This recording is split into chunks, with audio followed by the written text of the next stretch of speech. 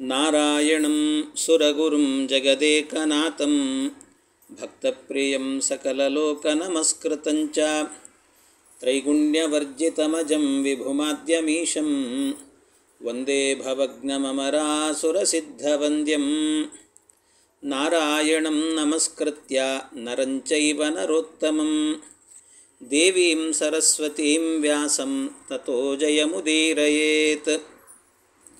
ನಾರಾಯಣಾಯ ಪರಿಪೂರ್ಣಗುಣಾರ್ಣವಾಯ ವಿಶ್ವೋದಯಸ್ಥಿತಿಲಯೋನ್ನಿಯತಿಪ್ರದಾಯ ಜ್ಞಾನಪ್ರದಾಯ ವಿಬುಧಾಸುರಸೌಖ್ಯದುಃಖಸತ್ಕಾರಣಾಯ ವಿತತಾಯ ನಮೋ ನಮಸ್ತೆ. ಶ್ರೀ ಗುರುಭ್ಯೋ ನಮಃ. ಹರಿ ಓಂ ಹರಿ ಓಂ ಹರಿ ಓಂ. ಭೀಮಸೇನ ದೇವರು ಅವರ ಬಾಲಲೀಲೆಗಳನ್ನೆಲ್ಲ ತೋರಿಸ್ತಾ ಸ್ವಲ್ಪ ದೊಡ್ಡವರಾಗ್ತಾ ಇದ್ದಂತೆಯೇ ಇವರಿಗೆ ಭೀಮಸೇನ ದೇವರನ್ನು ಎಲ್ಲರೂ ಸೇರಿಕೊಂಡು ಇವರನ್ನೇನಾದರೂ ಮಾಡಿ ಕೊಲ್ಲಬೇಕು ಅಂತ ಪ್ರಯತ್ನ ಮಾಡಿದರು. ಎಲ್ಲ ಏನಂತಾರೆ, ವಿಫಲ ಪ್ರಯತ್ನ, ವ್ಯರ್ಥ ಪ್ರಯತ್ನ ಅಂತಾರಲ್ಲ, ಹಾಗೆ ಎಲ್ಲ ಪ್ರಯತ್ನಗಳು ಕೂಡ ವ್ಯರ್ಥ ಪ್ರಯತ್ನವಾಯ್ತಂತೆ. ಆದರೆ ಭೀಮಸೇನ ದೇವರನ್ನು ಮಾತ್ರ ಕೊಲ್ಲಲಿಕ್ಕೆ ಆಗಲೇ ಇಲ್ಲ.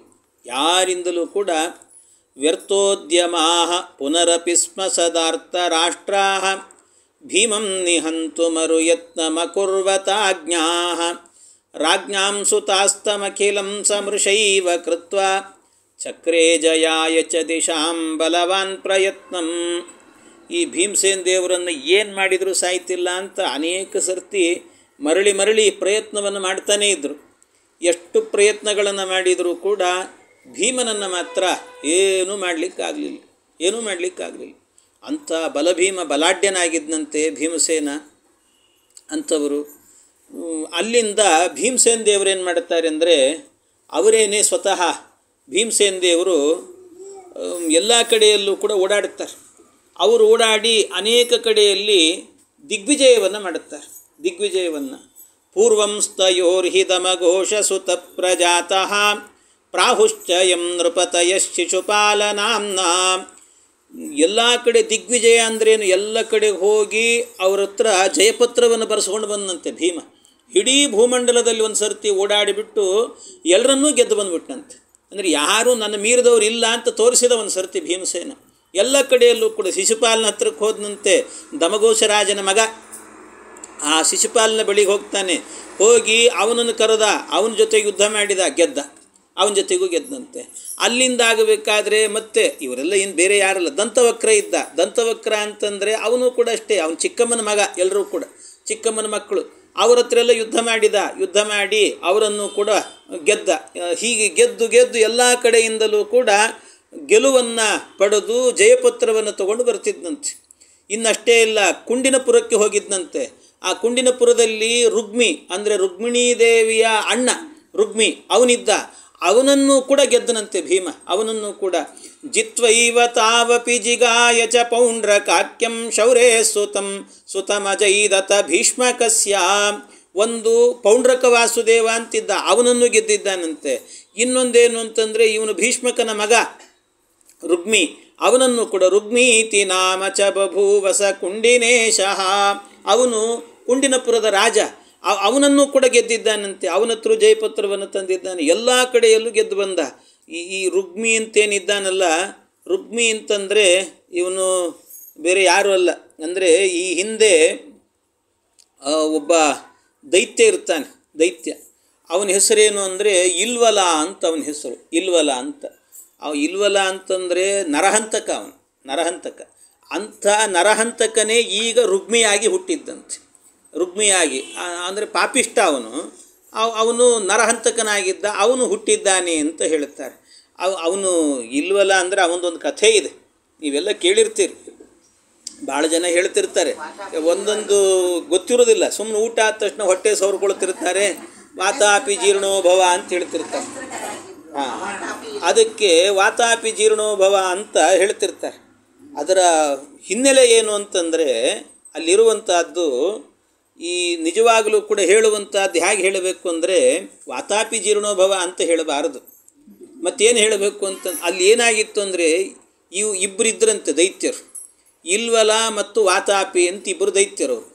ವಾತಾಪಿ ಮತ್ತು ಇಲ್ವಲ ಅನ್ನುವಂಥ ಇಬ್ಬರು ದೈತ್ಯರು, ಆ ಇಬ್ಬರೂ ದೈತ್ಯರು ಕೂಡ ಏನು ಮಾಡ್ತಾ ಇದ್ರಂತೆ, ಒಂದು ಸರ್ತಿ ಹೋಗಿ ಈ ಬ್ರಾಹ್ಮಣರನ್ನು ಹೋಗಿ ಕೇಳಿದ್ನಂತೆ. ಬ್ರಾಹ್ಮಣರನ್ನು ಹೋಗ್ಬಿಟ್ಟು ನನಗೆ ಇಂದ್ರನಂಥ ಮಗ ಹುಟ್ಟಬೇಕು ಅಂತ ಹೇಳಿಬಿಟ್ಟು ಕೇಳಿದ್ನಂತೆ.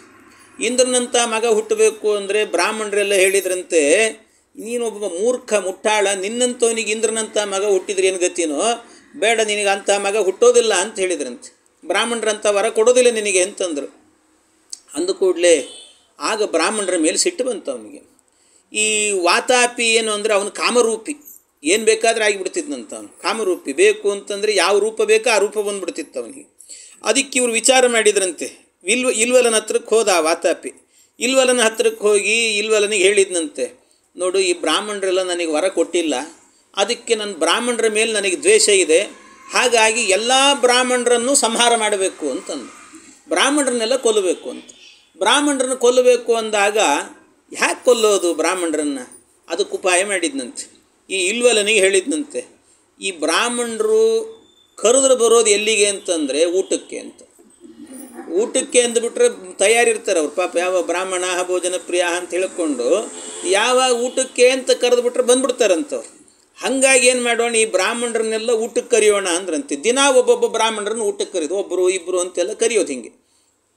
ಅದಕ್ಕೇನು ಮಾಡ್ತಾ ಇದ್ರಂತೆ, ಈ ವಾತಾಪಿ ಏನಿದ್ದ, ವಾತಾಪಿ ಅವನು ಕಾಮರೂಪಿ ಆದ್ದರಿಂದಾಗಿ ಅವನನ್ನೇನು ಮಾಡಿಬಿಡ್ತಿದ್ರಂತೆ, ಕುರಿ ಆಗಿಬಿಡ್ತಿದ್ನಂತವನು. ಅವನು ಕುರಿ ಆದಾಗ ಆ ಕುರಿ ಮಾಂಸದಿಂದಲೇ ಅಡಿಗೆ ಮಾಡಿಬಿಡೋದಂತೆ. ಬ್ರಾಹ್ಮಣರನ್ನು ಕರೆದುಬಿಟ್ಟು ಅವ್ರಿಗೆ ಊಟಕ್ಕೆ ಹಾಕಿಬಿಡೋದು.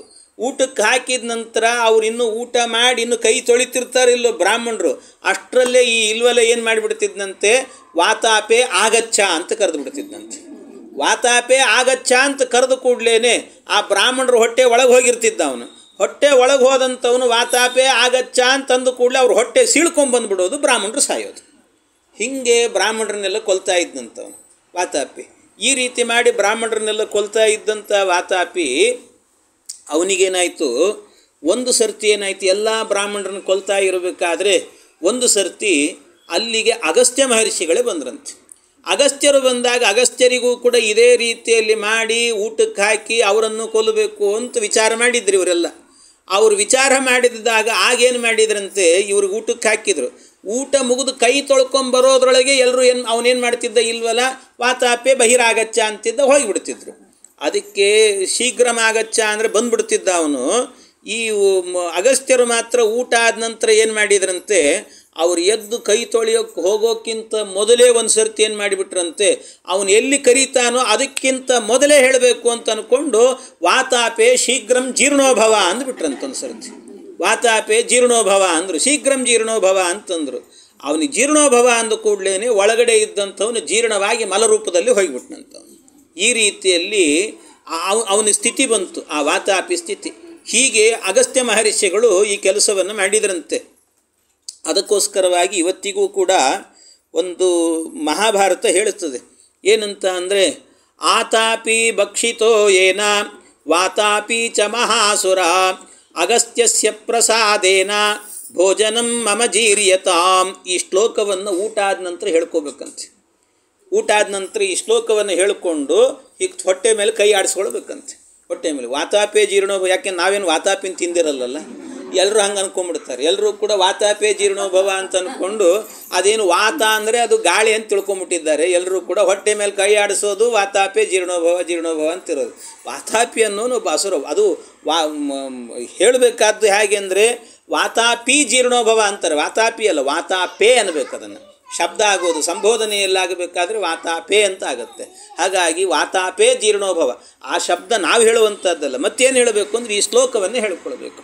ಆತಾಪಿ ಭಕ್ಷಿತೋ ಏನ ವಾತಾಪಿ ಚ ಮಹಾಸುರ ಅಗಸ್ತ್ಯಸ್ಯ ಪ್ರಸಾದೇನ ಭೋಜನಂ ಮಮ ಜೀರ್ಯತಾಂ ಅಂತ ಅಗಸ್ತ್ಯರ ಸ್ಮರಣೆ ಮಾಡಿದ್ವಿ ಅಂತಾದರೆ ಆಗ ನಮ್ಮ ಹೊಟ್ಟೆಯಲ್ಲಿದ್ದಂಥದ್ದೇನಾದರೂ ಅಜೀರ್ಣ ದೋಷಗಳಾಗಿದ್ದರೆ ಅದೆಲ್ಲ ಪರಿಹಾರ ಆಗ್ತದೆ ಅಂತಿರುವಂಥದ್ದು. ಆ ಏನು ವಾತಾಪಿ ಇದ್ದಾನಲ್ವ, ಅದಕ್ಕೆ ಸಹಾಯ ಮಾಡಿದಂಥ ಏನು ಇಲ್ವಲ ಇದ್ದಾನೆ, ಆ ಇಲ್ವಲನೇ ಈ ರುಗ್ಮಿ ಅಂತೆ. ಇಲ್ವಲನೇ ರುಗ್ಮಿ, ಈ ರುಗ್ಮಿಯಾಗಿ ಅವತಾರ ಮಾಡಿದ್ದು. ಆದರೆ ಭಾಗೇತ ಏವ ತನಯಸ್ಯ ಏವ ವನ್ಯೇ ನಾಮ್ನಾ ಶುಚೇ ಸತು ಪಿತಾಸ್ಯ ಹಿ ಮಿತ್ರಭಾಗ. ಈ ರುಗ್ಮಿ ಇದ್ನಲ್ಲ, ರುಗ್ಮಿಯ ಅಪ್ಪ ಯಾರು ಅಂತಂದರೆ ಭೀಷ್ಮಕ ಅಂತ ಅವನ ಹೆಸರು, ಭೀಷ್ಮಕ ಅಂತ. ಇವನಲ್ಲಿ ಏನಾಗಿತ್ತು ಅಲ್ಲ, ಈ ರುಗ್ಮಿ ಇಂಥ ಪರಮ ನೀಚ ಅವನು.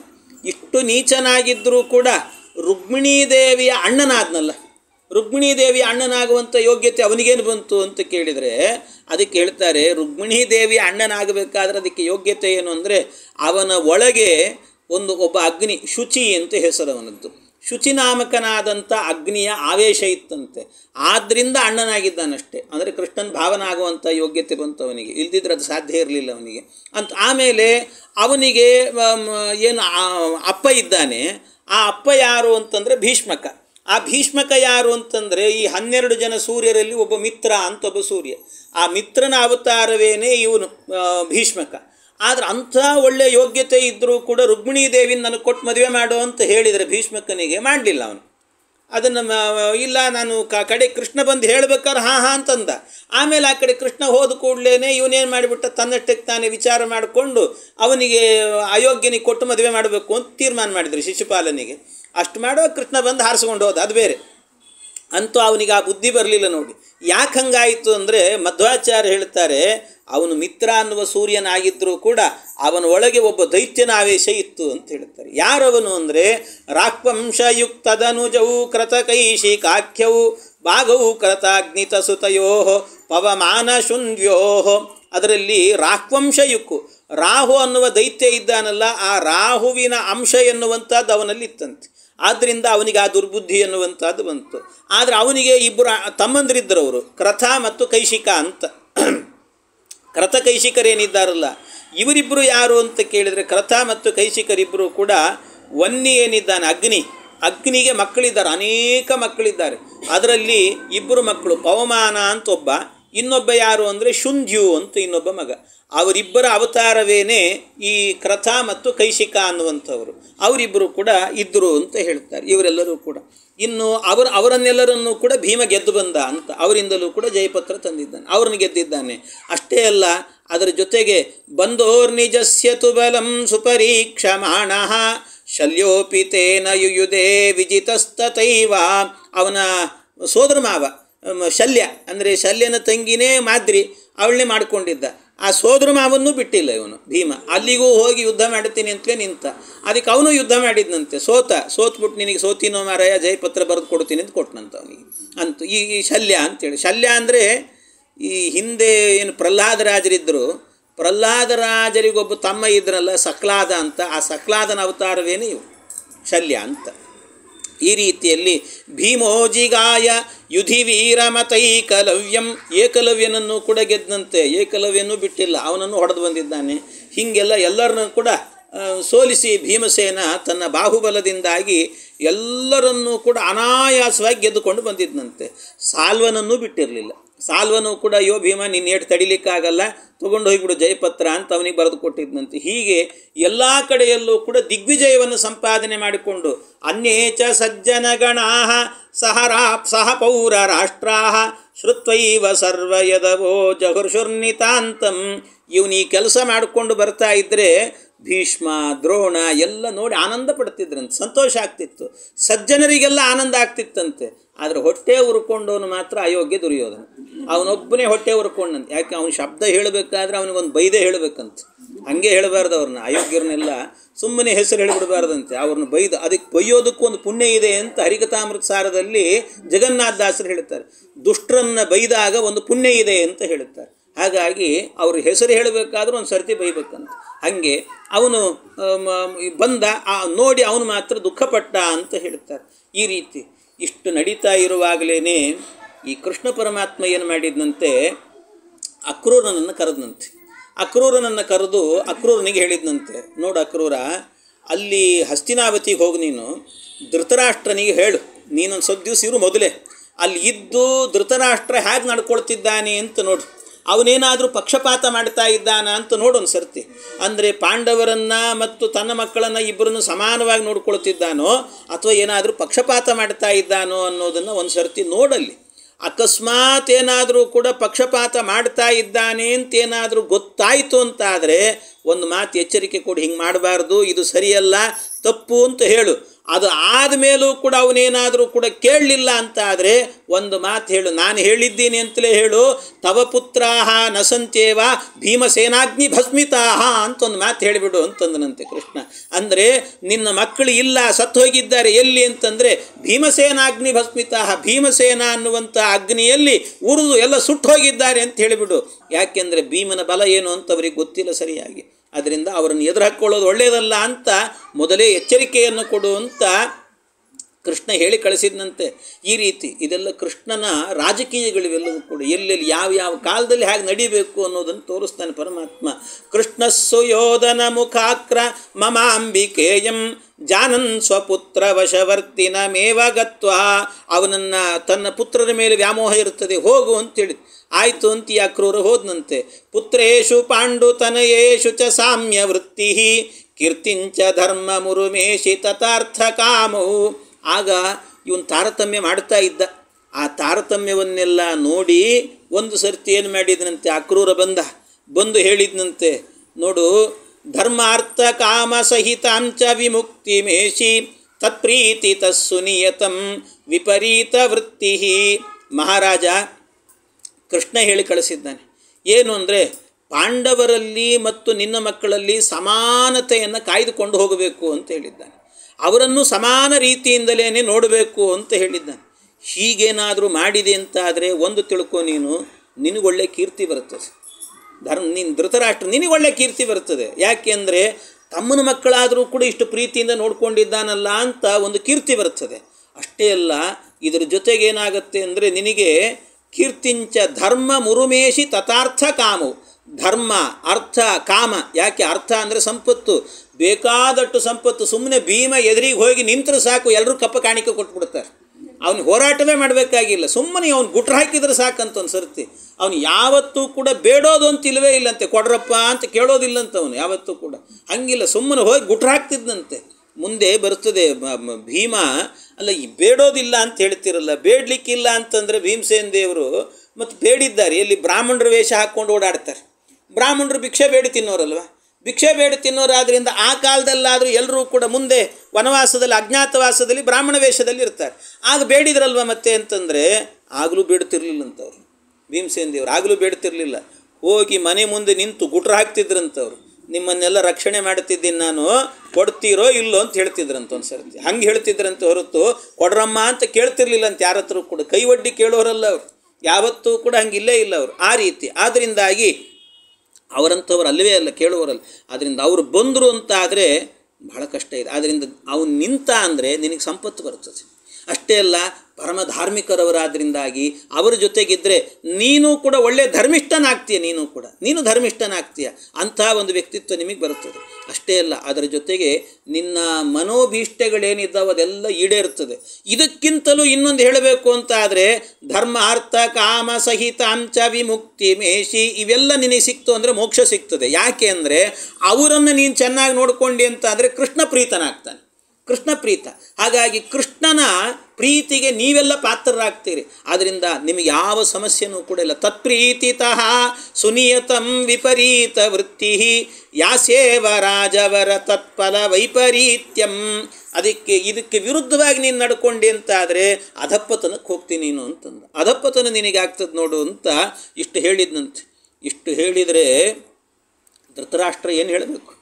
ಇಷ್ಟೆಲ್ಲ ಕೇಳಿಸ್ಕೊಂಡನಲ್ಲ, ಕೇಳಿಸ್ಕೊಂಡ್ಬಿಟ್ಟು ಒಂದು ಮಾತು ಹೇಳಿದ ನಂತರ ಧೃತರಾಷ್ಟ್ರ, ಹೌದು ನೀ ಹೇಳಿದ್ದೆಲ್ಲ ಸರಿ ಇಲ್ಲ ಅಂತ ಹೇಳಿಲ್ಲ, ಆದರೆ ನಾನು ತಾರತಮ್ಯ ಮಾಡಬಾರ್ದು ಅಂದ್ರೆ ನಾನೇನು ಮಾಡಲಿ, ಒಳಗೆ ನಿಂತು ಭಗವಂತ ಮಾಡಿಸ್ತಿದ್ದಾನೆ. ಒಳ್ಳೆಯದಾದರೆ ತಂದು ಅಂತ ತಿಳ್ಕೊ, ಕೆಟ್ಟದು ಅಂತಾದರೆ ದೇವ್ರು ಮಾಡಿಸಿದ್ದು ಅಂತಿದ್ದಂತ. ಎಂಥವನು ಇರಬೇಕು ನೋಡಿ, ನಾನೇನು ಮಾಡಿ ಅಲ್ಲ ಮತ್ತು ಇದನ್ನು ನನ್ನ ಹತ್ರ ಯಾಕೆ ಹೇಳ್ತಿದ್ದೀನಿ ನಾವು? ಮತ್ತು ಅವನೇನೋ ಕೃಷ್ಣ ಇದ್ದಾನಲ್ಲ, ಅವನು ಭೂಭಾರ ಹರಣಕ್ಕೋಸ್ಕರವೇ ಬಂದಿದ್ದಾನಂತೆ, ಮತ್ತು ಅವನ ಇಚ್ಛೆಗೆ ನಡೀತಾ ಇದೆ ಎಲ್ಲವೂ ಕೂಡ. ಭೂಭಾರ ಸಂಹೃತಿ ಕೃತೆ ಸ ಇಹಾವತೀರ್ಣ ಸರ್ವಂ ವಶೇ ಭಗವತೋ ನವಯಂ ಸ್ವತಂತ್ರ. ಏನು ನಡೀತಾ ಇದೆಯೋ ಅದು ನಂದಲ್ಲ, ನಾವು ಸ್ವತಂತ್ರರಲ್ಲ, ಅಸ್ವತಂತ್ರರು. ಏನು ನಡೀತಾ ಇದೆಯೋ ದೇವ್ರು ನಡೆಸ್ತಿದ್ದಾನೆ, ಕೃಷ್ಣನ ಇಚ್ಛೆಗೆ ಬಂದಂತೆ ನಡೀತಾ ಇದೆ ಅಷ್ಟೇ, ನಂದೇನಿಲ್ಲ ಇದರಲ್ಲಿ ಅಂತಂದಂತೆ. ಎಂಥ ಮಾತು ಹೇಳಿದ. ಇದನ್ನು ನೋಡಿ ಹೇಳಿದಂತೆ ಆಗ ಇಲ್ಲ, ಇನ್ನು ನೀನು ಬದುಕಲಿಕ್ಕೆ ಸಾಧ್ಯ ಇಲ್ಲ.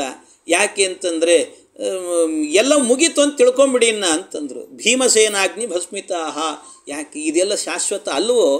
ಆದರೂ ನೀನು ಈ ಮಾತು ಹೇಳ್ತಿದ್ದಿ ಅಂತಂದರೆ, ಇಷ್ಟು ಮೋಹ ಇಟ್ಟುಕೊಂಡಿದ್ದಿ ಅಂದರೆ ನೀನು ಹೋಗುವಾಗಲೂ ನಿನ್ನ ಜೊತೆಗೆ ಬರೋದಿಲ್ಲ ಅಂತ ಹೇಳ್ತಾರೆ. ಭಾಳ ಮಹಾಭಾರತದಲ್ಲಿ ರೋಚಕವಾದಂಥ ಮಾತುಗಳನ್ನು ಹೇಳ್ತಾರೆ. ಗೃಹಾದರ್ಥಾನಿ ವರ್ತಂತೆ ಸ್ಮಶಾನಾತ್ ಸರ್ವಬಾಂಧವಾ ಶರೀರಂ ಅಗ್ನಿನಾ ದಗ್ಧಂ ಧರ್ಮಸ್ಥಮನುವರ್ತತೆ.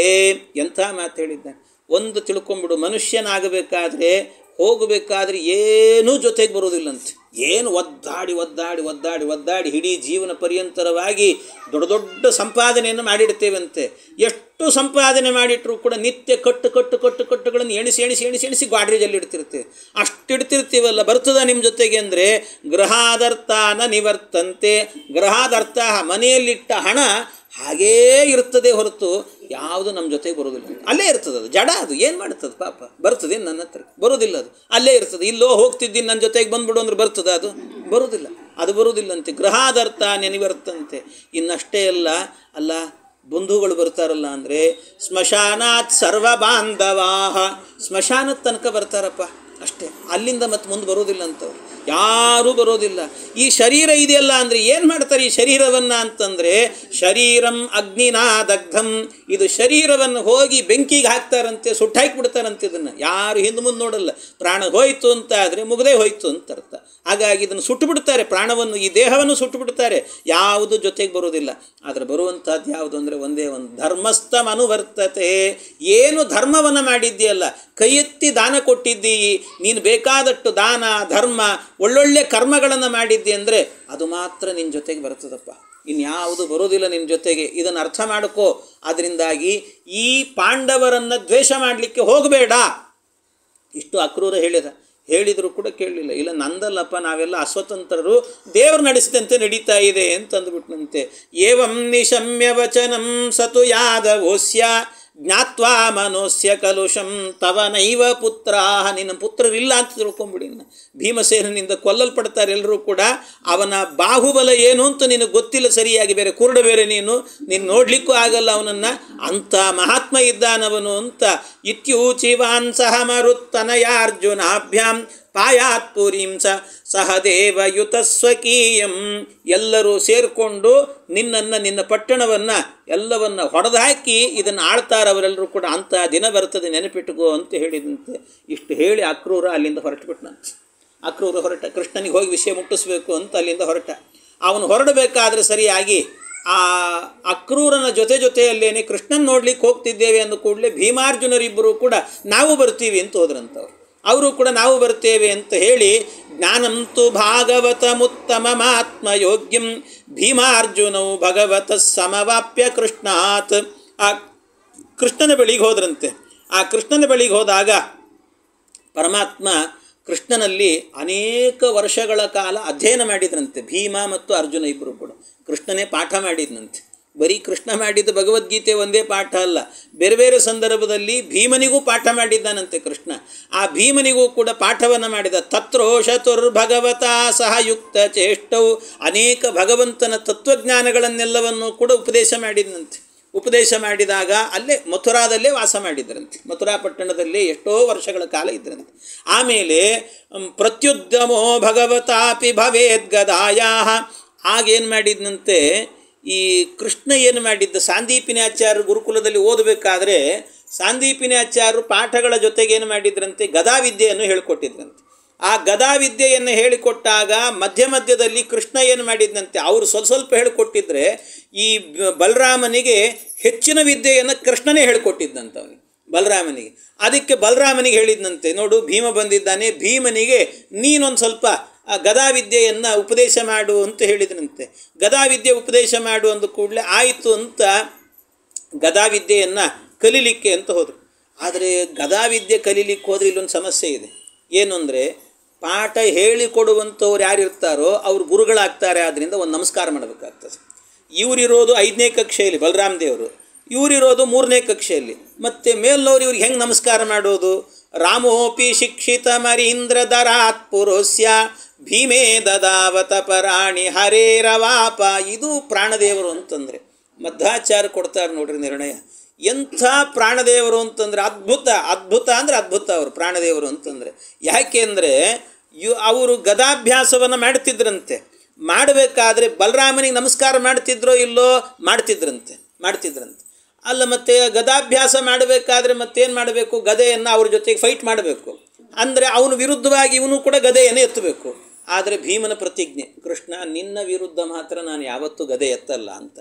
ಮತ್ತು ಇದು ಭಾಗವತ ಧರ್ಮ ಅಂತ ಹೇಳ್ತಾರೆ, ಭಾಗವತ ಧರ್ಮ. ಹಾಗಾಗಿ ಕೃಷ್ಣನ ವಿರುದ್ಧವಾಗಿ ಅವನು ಎತ್ತೋದಿಲ್ಲ ಭಗವಂತ.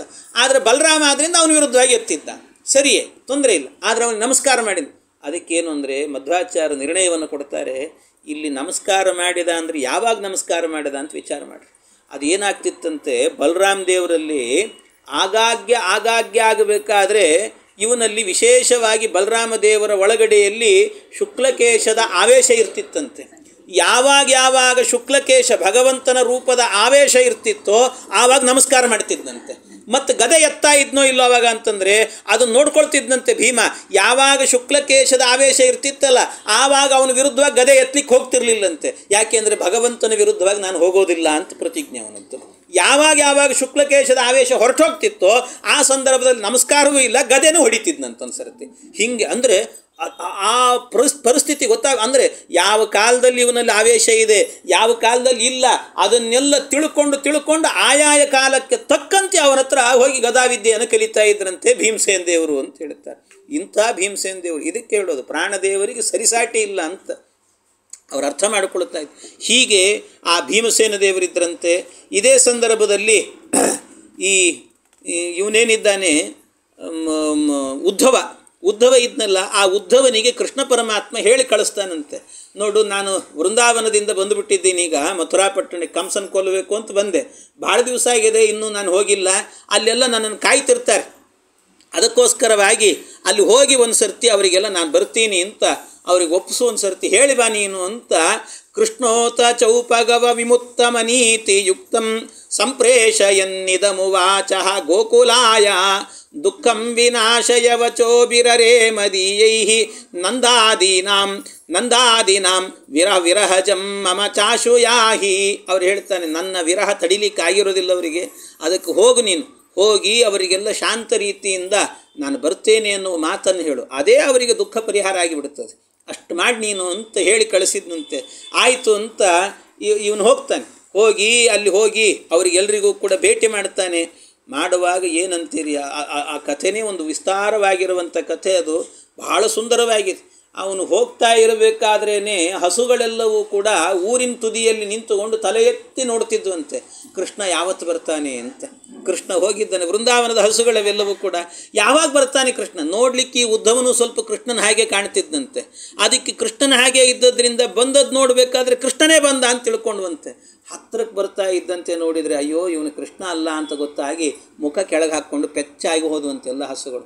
ಅದನ್ನು ನೋಡಿ ಅನ್ನಿಸ್ತಂತೆ ಉದ್ಧವನಿಗೆ, ಎಲ್ಲ ಕೃಷ್ಣ, ಮೂಕ ಪ್ರಾಣಿಗಳು ಕೂಡ ನಿನ್ನನ್ನು ಇಷ್ಟು ಪ್ರೀತಿಸುವಂತೆ ಮಾಡಿದ್ದೆ ಅಂತಂದರೆ ಎಂಥ ವ್ಯಕ್ತಿತ್ವವು ನಿಂದು ಕೃಷ್ಣ ಅಂತ ಕೃಷ್ಣನ ಸ್ಮರಣೆ ಮಾಡ್ಕೊಳ್ತಾ ಹೋಗ್ತಾನೆ. ಊರೊಳಗೆ ಪ್ರವೇಶ ಮಾಡಿದರೆ ಇಡೀ ಊರಿನಲ್ಲಿ ಮನೆಗಳಲ್ಲಿ ಎಲ್ಲ ಕಡೆಯಲ್ಲೂ ಕೂಡ ಕೃಷ್ಣನ ಭಜನೆ ನಡೀತಾ ಇದೆ ಅಂತೆ. ಯಾವ ಮನೆಗೆ ಹೋದರೂ ಕೂಡ ಕೃಷ್ಣನ ಭಜನೆ, ಕೃಷ್ಣ ಕೃಷ್ಣ ಕೃಷ್ಣ ಕೃಷ್ಣ, ಎಲ್ಲರೂ ಕೃಷ್ಣನ ಹೆಸರು ಹೇಳ್ಕೊಂಡೇ ಬದುಕ್ತಿದ್ದಾರೆ. ಇಂಥ ಸ್ಥಿತಿ ವಾದರಾಜರಂತೂ ಬಹಳ ಸುಂದರವಾಗಿ ವರ್ಣನೆ ಮಾಡುತ್ತಾರೆ. ಹೋಗಬೇಕಾದ್ರೆ ಏನಾಗಿತ್ತಂತೆ, ಒಬ್ಬಳು ಮನೆಗೆ ಹೋದಂತೆ. ಆ ಮನೆಗೆ ಹೋದಾಗ ಯಾರೋ ಒಬ್ಬ ಗೋಪಿ ಸಮಾಧಾನ ಹೇಳಬೇಕು, ಕೃಷ್ಣ ಬರ್ತಾನೆ ಅಂತ ಹೇಳಬೇಕು ಅಂತ ಹೋದರೆ ಆ ಮನೆಗೇನಾಗಿತ್ತಂತೆ, ಅಲಂಕಾರ ಮಾಡಿಟ್ಟಿದ್ರಂತೆ. ಏನು ಮನೆ ಮುಂದೆ ಎಲ್ಲ ಚೆನ್ನಾಗಿ ತೆಂಗಿನ ಗರಿಗಳನ್ನು ಹಾಕಿ, ಬಾಳೆ ಗೊನೆಯನ್ನು ಹಾಕಿ, ಮಾವಿನ ತೋರಣ ಕಟ್ಟಿ ಎಲ್ಲ ಅಲಂಕಾರ ಮಾಡಿಟ್ಟಿದ್ರಂತೆ.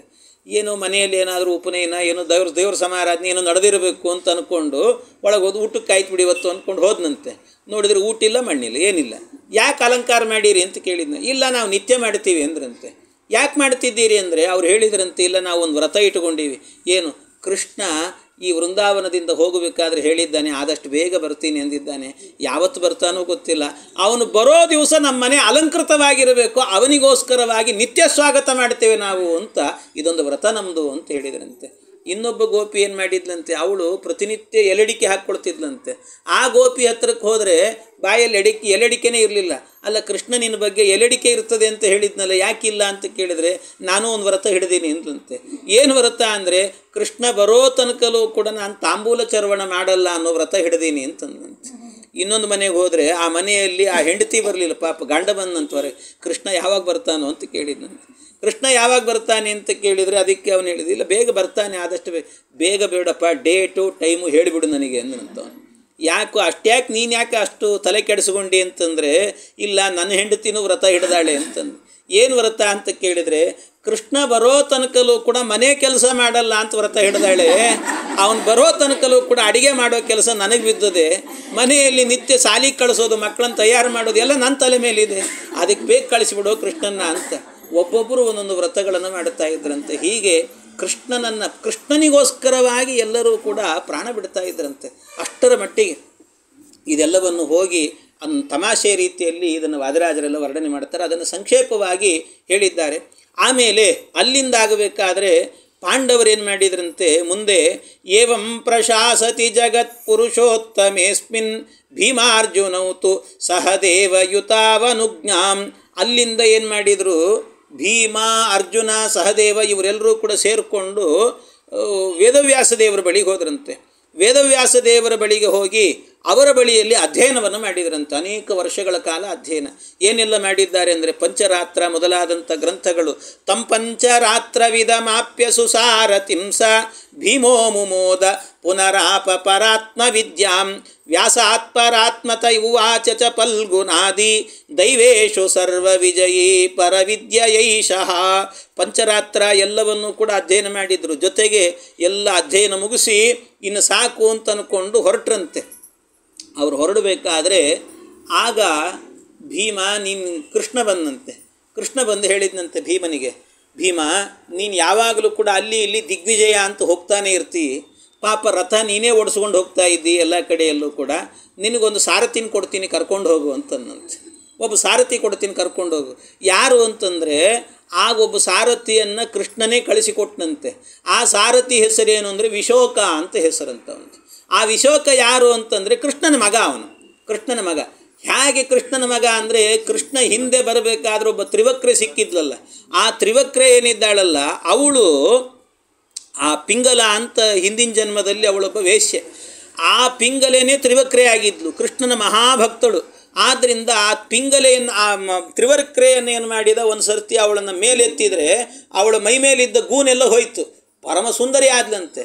ಆ ಪರಮ ಸುಂದರಿ ಆದಾಗ ಆಗ ಏನಾಯಿತು ಅಂದರೆ, ಆ ತ್ರಿವಕ್ರೆಯನ್ನು ಅವಳೇ ಹೇಳಿದ್ಲಂತೆ, ಕೃಷ್ಣ ನಾನು ಇಷ್ಟು ಸುಂದರವಾಗಿದ್ದೀನಿ, ಈಗ ನನ್ನನ್ನು ಸುಂದರಿಯನ್ನಾಗಿ ತಯಾರು ಮಾಡಿಬಿಟ್ಟಿದ್ದಿ, ಇಷ್ಟೆಲ್ಲ ಆದಮೇಲೆ ನಾನು ಇನ್ನೆಲ್ಲಿ ಹೋಗಲಿ, ನಿನ್ನನ್ನೇ ಮದುವೆ ಮಾಡ್ಕೋತೀನಿ ಎಂದಂತೆ. ಆಯಿತು ಅಂತ ಹೇಳಿ ಅವಳನ್ನು ಮತ್ತೆ ಕಾಲಾಂತರದಲ್ಲಿ ಮದುವೆ ಮಾಡಿಕೊಂಡಾಗ ಆಗ ಅವಳಲ್ಲಿ ಒಬ್ಬ ಮಗ ಹುಟ್ಟಿದ್ನಂತೆ ಕೃಷ್ಣನಿಗೆ. ಅವನ ಹೆಸರೇ ವಿಶೋಕ ಅಂತ. ಆ ವಿಶೋಕನನ್ನೇ ಏನು ಮಾಡಿದರು ಅಂತಂದರೆ, ಇಲ್ಲಿ ಇವನಿಗೆ ಸಾರಥಿಯನ್ನಾಗಿ ಮಾಡಿದ್ರಂತೆ. ಆ ಸಾರಥಿಯನ್ನು ಕರ್ಕೊಂಡು ಅವನು, ಈ ಸಾರಥಿ ಅಂಥವನು ಅಂತಂದರೆ ಸಾರಥಿಯು ಕೂಡ ಅವನು ಕೂಡ ಪಂಚರಾತ್ರಾದಿ ಶಾಸ್ತ್ರಗಳನ್ನೆಲ್ಲ ಅಧ್ಯಯನ ಮಾಡಿದ್ನಂತೆ. ಪಂಚರಾತ್ರಾದಿ ಶಾಸ್ತ್ರಗಳನ್ನೆಲ್ಲ ಅಧ್ಯಯನ ಮಾಡಿ ಹೊರಟಿದ್ನಂತೆ. ಅಂದರೆ ಇದೆಲ್ಲ ಏನಂತಾರಲ್ಲ, ಮಧ್ವಾಚಾರ್ಯರು ಕೆಲವು ಕಡೆಯಲ್ಲಿ ತತ್ವವನ್ನು ಹೇಳ್ತಾರೆ. ಇದರಲ್ಲಿ ಭಾಳ ಕಡೆ ಹೇಳಿದರೆ ಅದೇ ದೊಡ್ಡದಾಗ್ತದೆ. ಅಂತೂ ಏನರ್ಥ ಅಂತಂದರೆ, ಸಾರಥಿಯನ್ನು ಪಂಚರಾತ್ರಾದಿ ಆಗಮಗಳನ್ನು ಅಧ್ಯಯನ ಮಾಡಿದಂಥ ಸಾರಥಿಯನ್ನು ಇಟ್ಟುಕೊಂಡಿದ್ದಾರೆ. ಒಳಗೆ ಕೂತದ್ದು ಯಾರು ಅಂತ ಹೇಳಿದರೆ ಭೀಮಸೇನ ದೇವರು ರಥದಲ್ಲಿ ಕೂತದ್ದು. ಅಂದರೆ ಅರ್ಥ ಏನು ಅಂತಂದರೆ, ಈ ಒಳಗಡೆ ಇರಬೇಕಾದರೂ ಕೂಡ ನಮ್ಮ ದೇಹ ಎನ್ನುವಂಥದ್ದು ರಥ ಅಂತ ಅರ್ಥ. ಈ ರಥದಲ್ಲಿ ಇರಬೇಕಾದ್ರೆ ಒಳಗಡೆ ಮುಖ್ಯ ಪ್ರಾಣದೇವರಿದ್ದಾರೆ. ಉಸಿರಾಡುತ್ತಿದ್ದೀವಿ ಅಂತ ಆದರೆ ಮುಖ್ಯ ಪ್ರಾಣದೇವರಿದ್ದಾರೆ. ಈ ದೇಹವನ್ನು ಒಯ್ಯುವಂತಹ ಒಬ್ಬ ಸಾರಥಿ ಯಾರಿರಬೇಕು ಅಂದರೆ ಜೀವ ಇರಬೇಕಂತೆ. ಜೀವ ಇದನ್ನು ಮುನ್ನಡೆಸಬೇಕು. ಆ ಜೀವ ಎಂಥವನಾಗಿರಬೇಕು ಅಂದರೆ, ಭೀಮನಿಗೆ ಎಂಥ ಸಾರಥಿ ಇದ್ದ, ಪಂಚರಾತ್ರಾದಿ ಆಗಮಗಳನ್ನೆಲ್ಲ ಅಧ್ಯಯನ ಮಾಡಿದಂಥ ಒಬ್ಬ ಸಾರಥಿ ಇದ್ದ. ಹಾಗೆ ಈ ಜೀವನೂ ಏನು ಮಾಡಬೇಕಂತೆ, ಸಕಲ ಶಾಸ್ತ್ರ ಅಂದ್ರೇನು, ಮುಖ್ಯವಾದ ಶಾಸ್ತ್ರ ಅಂತಂದ್ರೇ ಮಧ್ವಾಚಾರ್ಯ ಶಾಸ್ತ್ರ. ಆ ಶ್ರೀಮದ್ ಆಚಾರ್ಯರ ಶಾಸ್ತ್ರವನ್ನು ಅಧ್ಯಯನ ಮಾಡಿ ಕೂತ್ಕೊಂಡಾಗ ಅಲ್ಲಿ ಭೀಮಸೇನ ದೇವರೇ ಬಂದು ಕೂತ್ಕೊಳ್ತಾರಂತೆ. ಅದು ಎಲ್ಲಿಗೆ ಹೋಗ್ತದೆ? ಭೀಮಸೇನ ದೇವರು ರಥ ಓಡಿಸಿದ್ರು ಅಂದರೆ ಎಲ್ಲಿಯಾದರೂ ಸೋಲಿದೆಯಾ ಅವರಿಗೆ? ಇಲ್ಲವೇ ಇಲ್ಲ. ದಿಗ್ವಿಜಯವೇ ಎಲ್ಲ ಕಡೆಯಲ್ಲೂ ಕೂಡ. ಎಲ್ಲ ಕಡೆ ದಿಗ್ವಿಜಯವನ್ನು ಮಾಡಿಕೊಂಡು ಕೊನೆಗೆ ಹೋಗೋದು ಎಲ್ಲಿಗೆ ಅವರು ಅಂತಂದರೆ ಭಗವಂತನ ಪಾದಕ್ಕೆ ಹೋಗಿ ತಲುಪ್ತಾರಂತೆ. ಆದ್ದರಿಂದಾಗಿ ನಮ್ಮ ಜೀವನದಲ್ಲೂ ಕೂಡ ಇಂಥ ದೇಹವೆಂಬ ರಥದಲ್ಲಿ ಸಾರಥಿ ಅಂದರೆ ಜೀವ ಪಂಚರಾತ್ರಾದಿ ಆಗಮಗಳನ್ನು ಅಧ್ಯಯನ ಮಾಡಬೇಕು, ಭೀಮಸೇನ ದೇವರನ್ನು ಕೂಡಿಸ್ಕೊಂಡು ಭಗವಂತನ ಪಾದ ಸೇರಬೇಕು ಅನ್ನುವಂಥ ತತ್ವವೂ ಕೂಡ ಇಲ್ಲಿದೆ ಅಂತ ಹೇಳುತ್ತಾರೆ. ಇದೆಲ್ಲ ಇಷ್ಟು ನಡೀತಾ ಇತ್ತು. ಇಷ್ಟು ನಡೆಯುವಾಗ ಮತ್ತೆ ಇಲ್ಲಿ ಬಂದಾಗ ಈ ಕೌರವರು ಪಾಂಡವರು ಎಲ್ಲರೂ ಸೇರಿ ಆಟ ಆಡ್ತಾ ಇದ್ದರಂತೆ. ಪ್ರತಿನಿತ್ಯವೂ ಮನೆ ಅಂಗಳದೆಲ್ಲ ಹುಡುಗರು ಇರ್ತಾರಲ್ಲ, ಸಣ್ಣ ಹುಡುಗರು ಆಟ ಆಡ್ತಾ ಇದ್ದರಂತೆ. ಆಟ ಆಡಬೇಕಾದ್ರೆ ಒಮ್ಮೆ ಏನಾಯಿತು ಅಂತಂದರೆ ಎಲ್ಲರೂ ಸೇರಿ ಆಟ ಆಡ್ಬೇಕಾದ್ರೆ ಮಧ್ಯದಲ್ಲಿ ಏನಾಗೋದು, ಆಯಾಸ ಆದ ಕೂಡಲೇ ಸಾಕೀಗ ಆಟ ಸಾಕು, ನಾ ಮನೆಗೆ ಹೋಗಿ ಹಾಲು ಕುಡಿದು ಬರ್ತೀನಿ ಅಂತಿದ್ರಂತೆ. ಎಲ್ಲರೂ ಹಾಲು ಕುಡಿದು ಬರ್ತೀನಿ ಅಂತ ಅವ್ರವ್ರ ಮನೆಗೆ ಹೋಗಿಬಿಡೋರಂತೆ. ಹೋಗಿ ಹಾಲು ಕುಡಿದು ಬರ್ತಿದ್ರು. ಅವರೆಲ್ಲ ಆಟ ಆಡ್ತಿರ್ಬೇಕಾದ್ರೆ ಅವ್ರ ಜೊತೆಗೆ ಆಟ ಆಡಲಿಕ್ಕೆ ಅಂತ ಅಶ್ವತ್ಥಾಮಾಚಾರ್ಯರು ಬರ್ತಿದ್ರಂತೆ. ಅವರೆಲ್ಲರೂ ಕೂಡ ಮನೆಗೆ ಹೋಗ್ತಾ ಇರಬೇಕಾದ್ರೆ ಹಾಲು ಕುಡಿತೀನಿ ಅಂತ ಇವನು ಹೋಗೋದಂತ ಮನೆಗೆ ಹೋದಾಗ ಹಾಲು ಕುಡಿತೀನಿ ಇವನು ಹೋಗೋದು ಮನೆಗೆ ಹೋಗಿ ಕೃಪಿ ಹತ್ರಕ್ಕೆ, ಅಮ್ಮ ನನಗೆ ಹಾಲು ಕೊಡು ಅಂತ ಕೇಳಿ. ಆ ಕೃಪಿ ಬಡತನ ಅಂದರೆ ಬಡತನ, ಒಬ್ಬರನ್ನ ಬೇಡಿದವರಲ್ಲ ತಂದವರಲ್ಲ, ಮನೆಯಲ್ಲಿ ಏನಿಲ್ಲ. ಅದಕ್ಕೇನು ಮಾಡ್ತಿದ್ಲಂತೆ, ಒಂದಷ್ಟು ಹಿಟ್ಟು ಹಾಕಿ ಅದಕ್ಕೆ ನೀರು ಕದಡಿ ಅದನ್ನೇ ಕೊಡ್ತಿದ್ದ, ಹಾಲು ಕುಡಿ ಅಂತ. ಇದು ಏನಂದರೆ ಇದು ಅಶ್ವತ್ಥಾಮಾಚಾರಿಗೆ ಹಾಲು ಹೇಗಿರ್ತದೆ ಅಂತಲೇ ಗೊತ್ತಿಲ್ಲ ಅವರಿಗೆ. ಹಾಲು ಹೇಗೆ ಹುಟ್ಟಿದಾಗಲಿಂದ ಹಾಲೇ ನೋಡಿರಲಿಲ್ಲ, ಅದನ್ನೇ ಕುಡಿದು ಹಾಲು ಕೊಡದೆ ಅನ್ಕೊಂಡ್ಬರ್ತಿತ್ತದು. ಅದು ಬಂತು. ಇನ್ನೊಂದು ಸರ್ತಿ ಎಲ್ಲರೂ ಕೂಡ ಮನೆಯಿಂದ ಬಂದು ಮತ್ತೆ ಆಟ ಆಡ್ಬೇಕಾದ್ರೆ ನಾ ಹಾಲು ಕುಡಿದೆ ಅಂತ ಆಟ ಆಡ್ತಿದ್ರಂತೆ. ಅದರಲ್ಲೂ ಈ ಅಶ್ವತ್ಥಾಮಾಚಾರ್ಯವಂತೂ ಹಾಲು ಕುಡಿದಾಗ ಸಂತೋಷ ಜಾಸ್ತಿ ಆಗಿ ಕುಣಿಲಿಕ್ಕೆ ಶುರು ಮಾಡಿದ್ರಂತೆ. ಅದಕ್ಕೆ ಹೇಳ್ತಾ ಅದನ್ನು ಆಚಾರ್ಯರು ಭಾಳ ಚೆನ್ನಾಗಿ ಹೇಳಿ, ನೃತ್ಯಂತಮೇನಂ ಪಾಯಯಾಮಾಸುರೇತೆ ಪಯಕ್ಕದಾಚಿತ್ ರಸಮಸ್ಯ ಸೋವೈತ್. ಅದಕ್ಕೆ ನೃತ್ಯಂತಮೇನಂ ಕುಣಿತಿದ್ರಂತೆ, ಹಾಲು ಕುಡಿದೆ ಅಂತ. ಕುಣಿಬೇಕಾದ್ರೆ ಒಂದು ಸರ್ತಿ ದುರ್ಯೋಧನ ನೋಡಿದ್ನಂತೆ ಅಶ್ವತ್ಥಾಮಾಚಾರ್ಯ. ಅಯೋಗ್ಯ ನೋಡಿದ್ದು ಕಣ್ಣು ಹಾಕಿದ ನೋಡ್ರಿ. ಅಷ್ಟಕ್ಕೇನಾಯ್ತಂತೆ, ನೋಡಿದ ಕೂಡಲೇ ಇವ್ ಅನ್ಕೊಂಡ, ಅಲ್ಲಿ ಇವ್ರ ಮನೇಲಿ ಹಾಲೆಲ್ಲಿದೆ ಕುಡಿಲಿಕ್ಕೆ, ಒಂದು ಹಸು ಇಲ್ಲ, ಏನು ಗತಿ ಇಲ್ಲ ಇವರಿಗೆ, ಇವನೆಲ್ಲಿ ಹಾಲು ಕುಡಿತಾನೆ ಇವನು, ನಿಜವಾಗ್ಲೂ ಹಾಲು ಕುಡ್ದಾನೋ ಇಲ್ಲೋ, ಇರಲಿ ಒಂದು ದಿವಸ ನಮ್ಮ ಮನೇಲಿ ಕುಡಿಸೋಣ ಇವನಿಗೆ ಅಂತ ಅಂದ್ಕೊಂಡು ಅವನೇನು ಮಾಡಿದ್ನಂತೆ, ಕರ್ಕೊಂಡು ಹೋದ್ನಂತೆ ಇವನ್ನ ಅಶ್ವತ್ಥಾಮಾಚಾರ್ಯನ. ಬರ್ರಿ ನೀವು ದಿವಸ ನಿಮ್ಮ ಮನೇಲಿ ಕುಡಿಯೋದು ಇದ್ದಿದ್ದೆ, ಇವತ್ತೊಂದು ದಿವಸ ನಮ್ಮ ಮನೇಲಿ ಕುಡಿ ಬರ್ರಿ ಅಂತಂದನಂತೆ. ಆಯಿತು ಅಂತ ಮನೆಗೆ ಕರ್ಕೊಂಡು ಹೋಗಿ ಈ ದುರ್ಯೋಧನ ಏನು ಮಾಡಿದ, ತನ್ನ ಕೈಯಾರನೇ ಒಂದು ಲೋಟ ಹಾಲು ತಂದು ಕೊಟ್ಟನಂತ ನೋಡ್ರಿ. ಅವನ ಕೈಯಾರು ಕೊಟ್ಟಿದ್ದಾನಂದ್ರೆ ಮತ್ತೆ ಕಲಿ ಸ್ವರೂಪ ಮುಂಡೆಗಂಡ ಅಂಥವನು.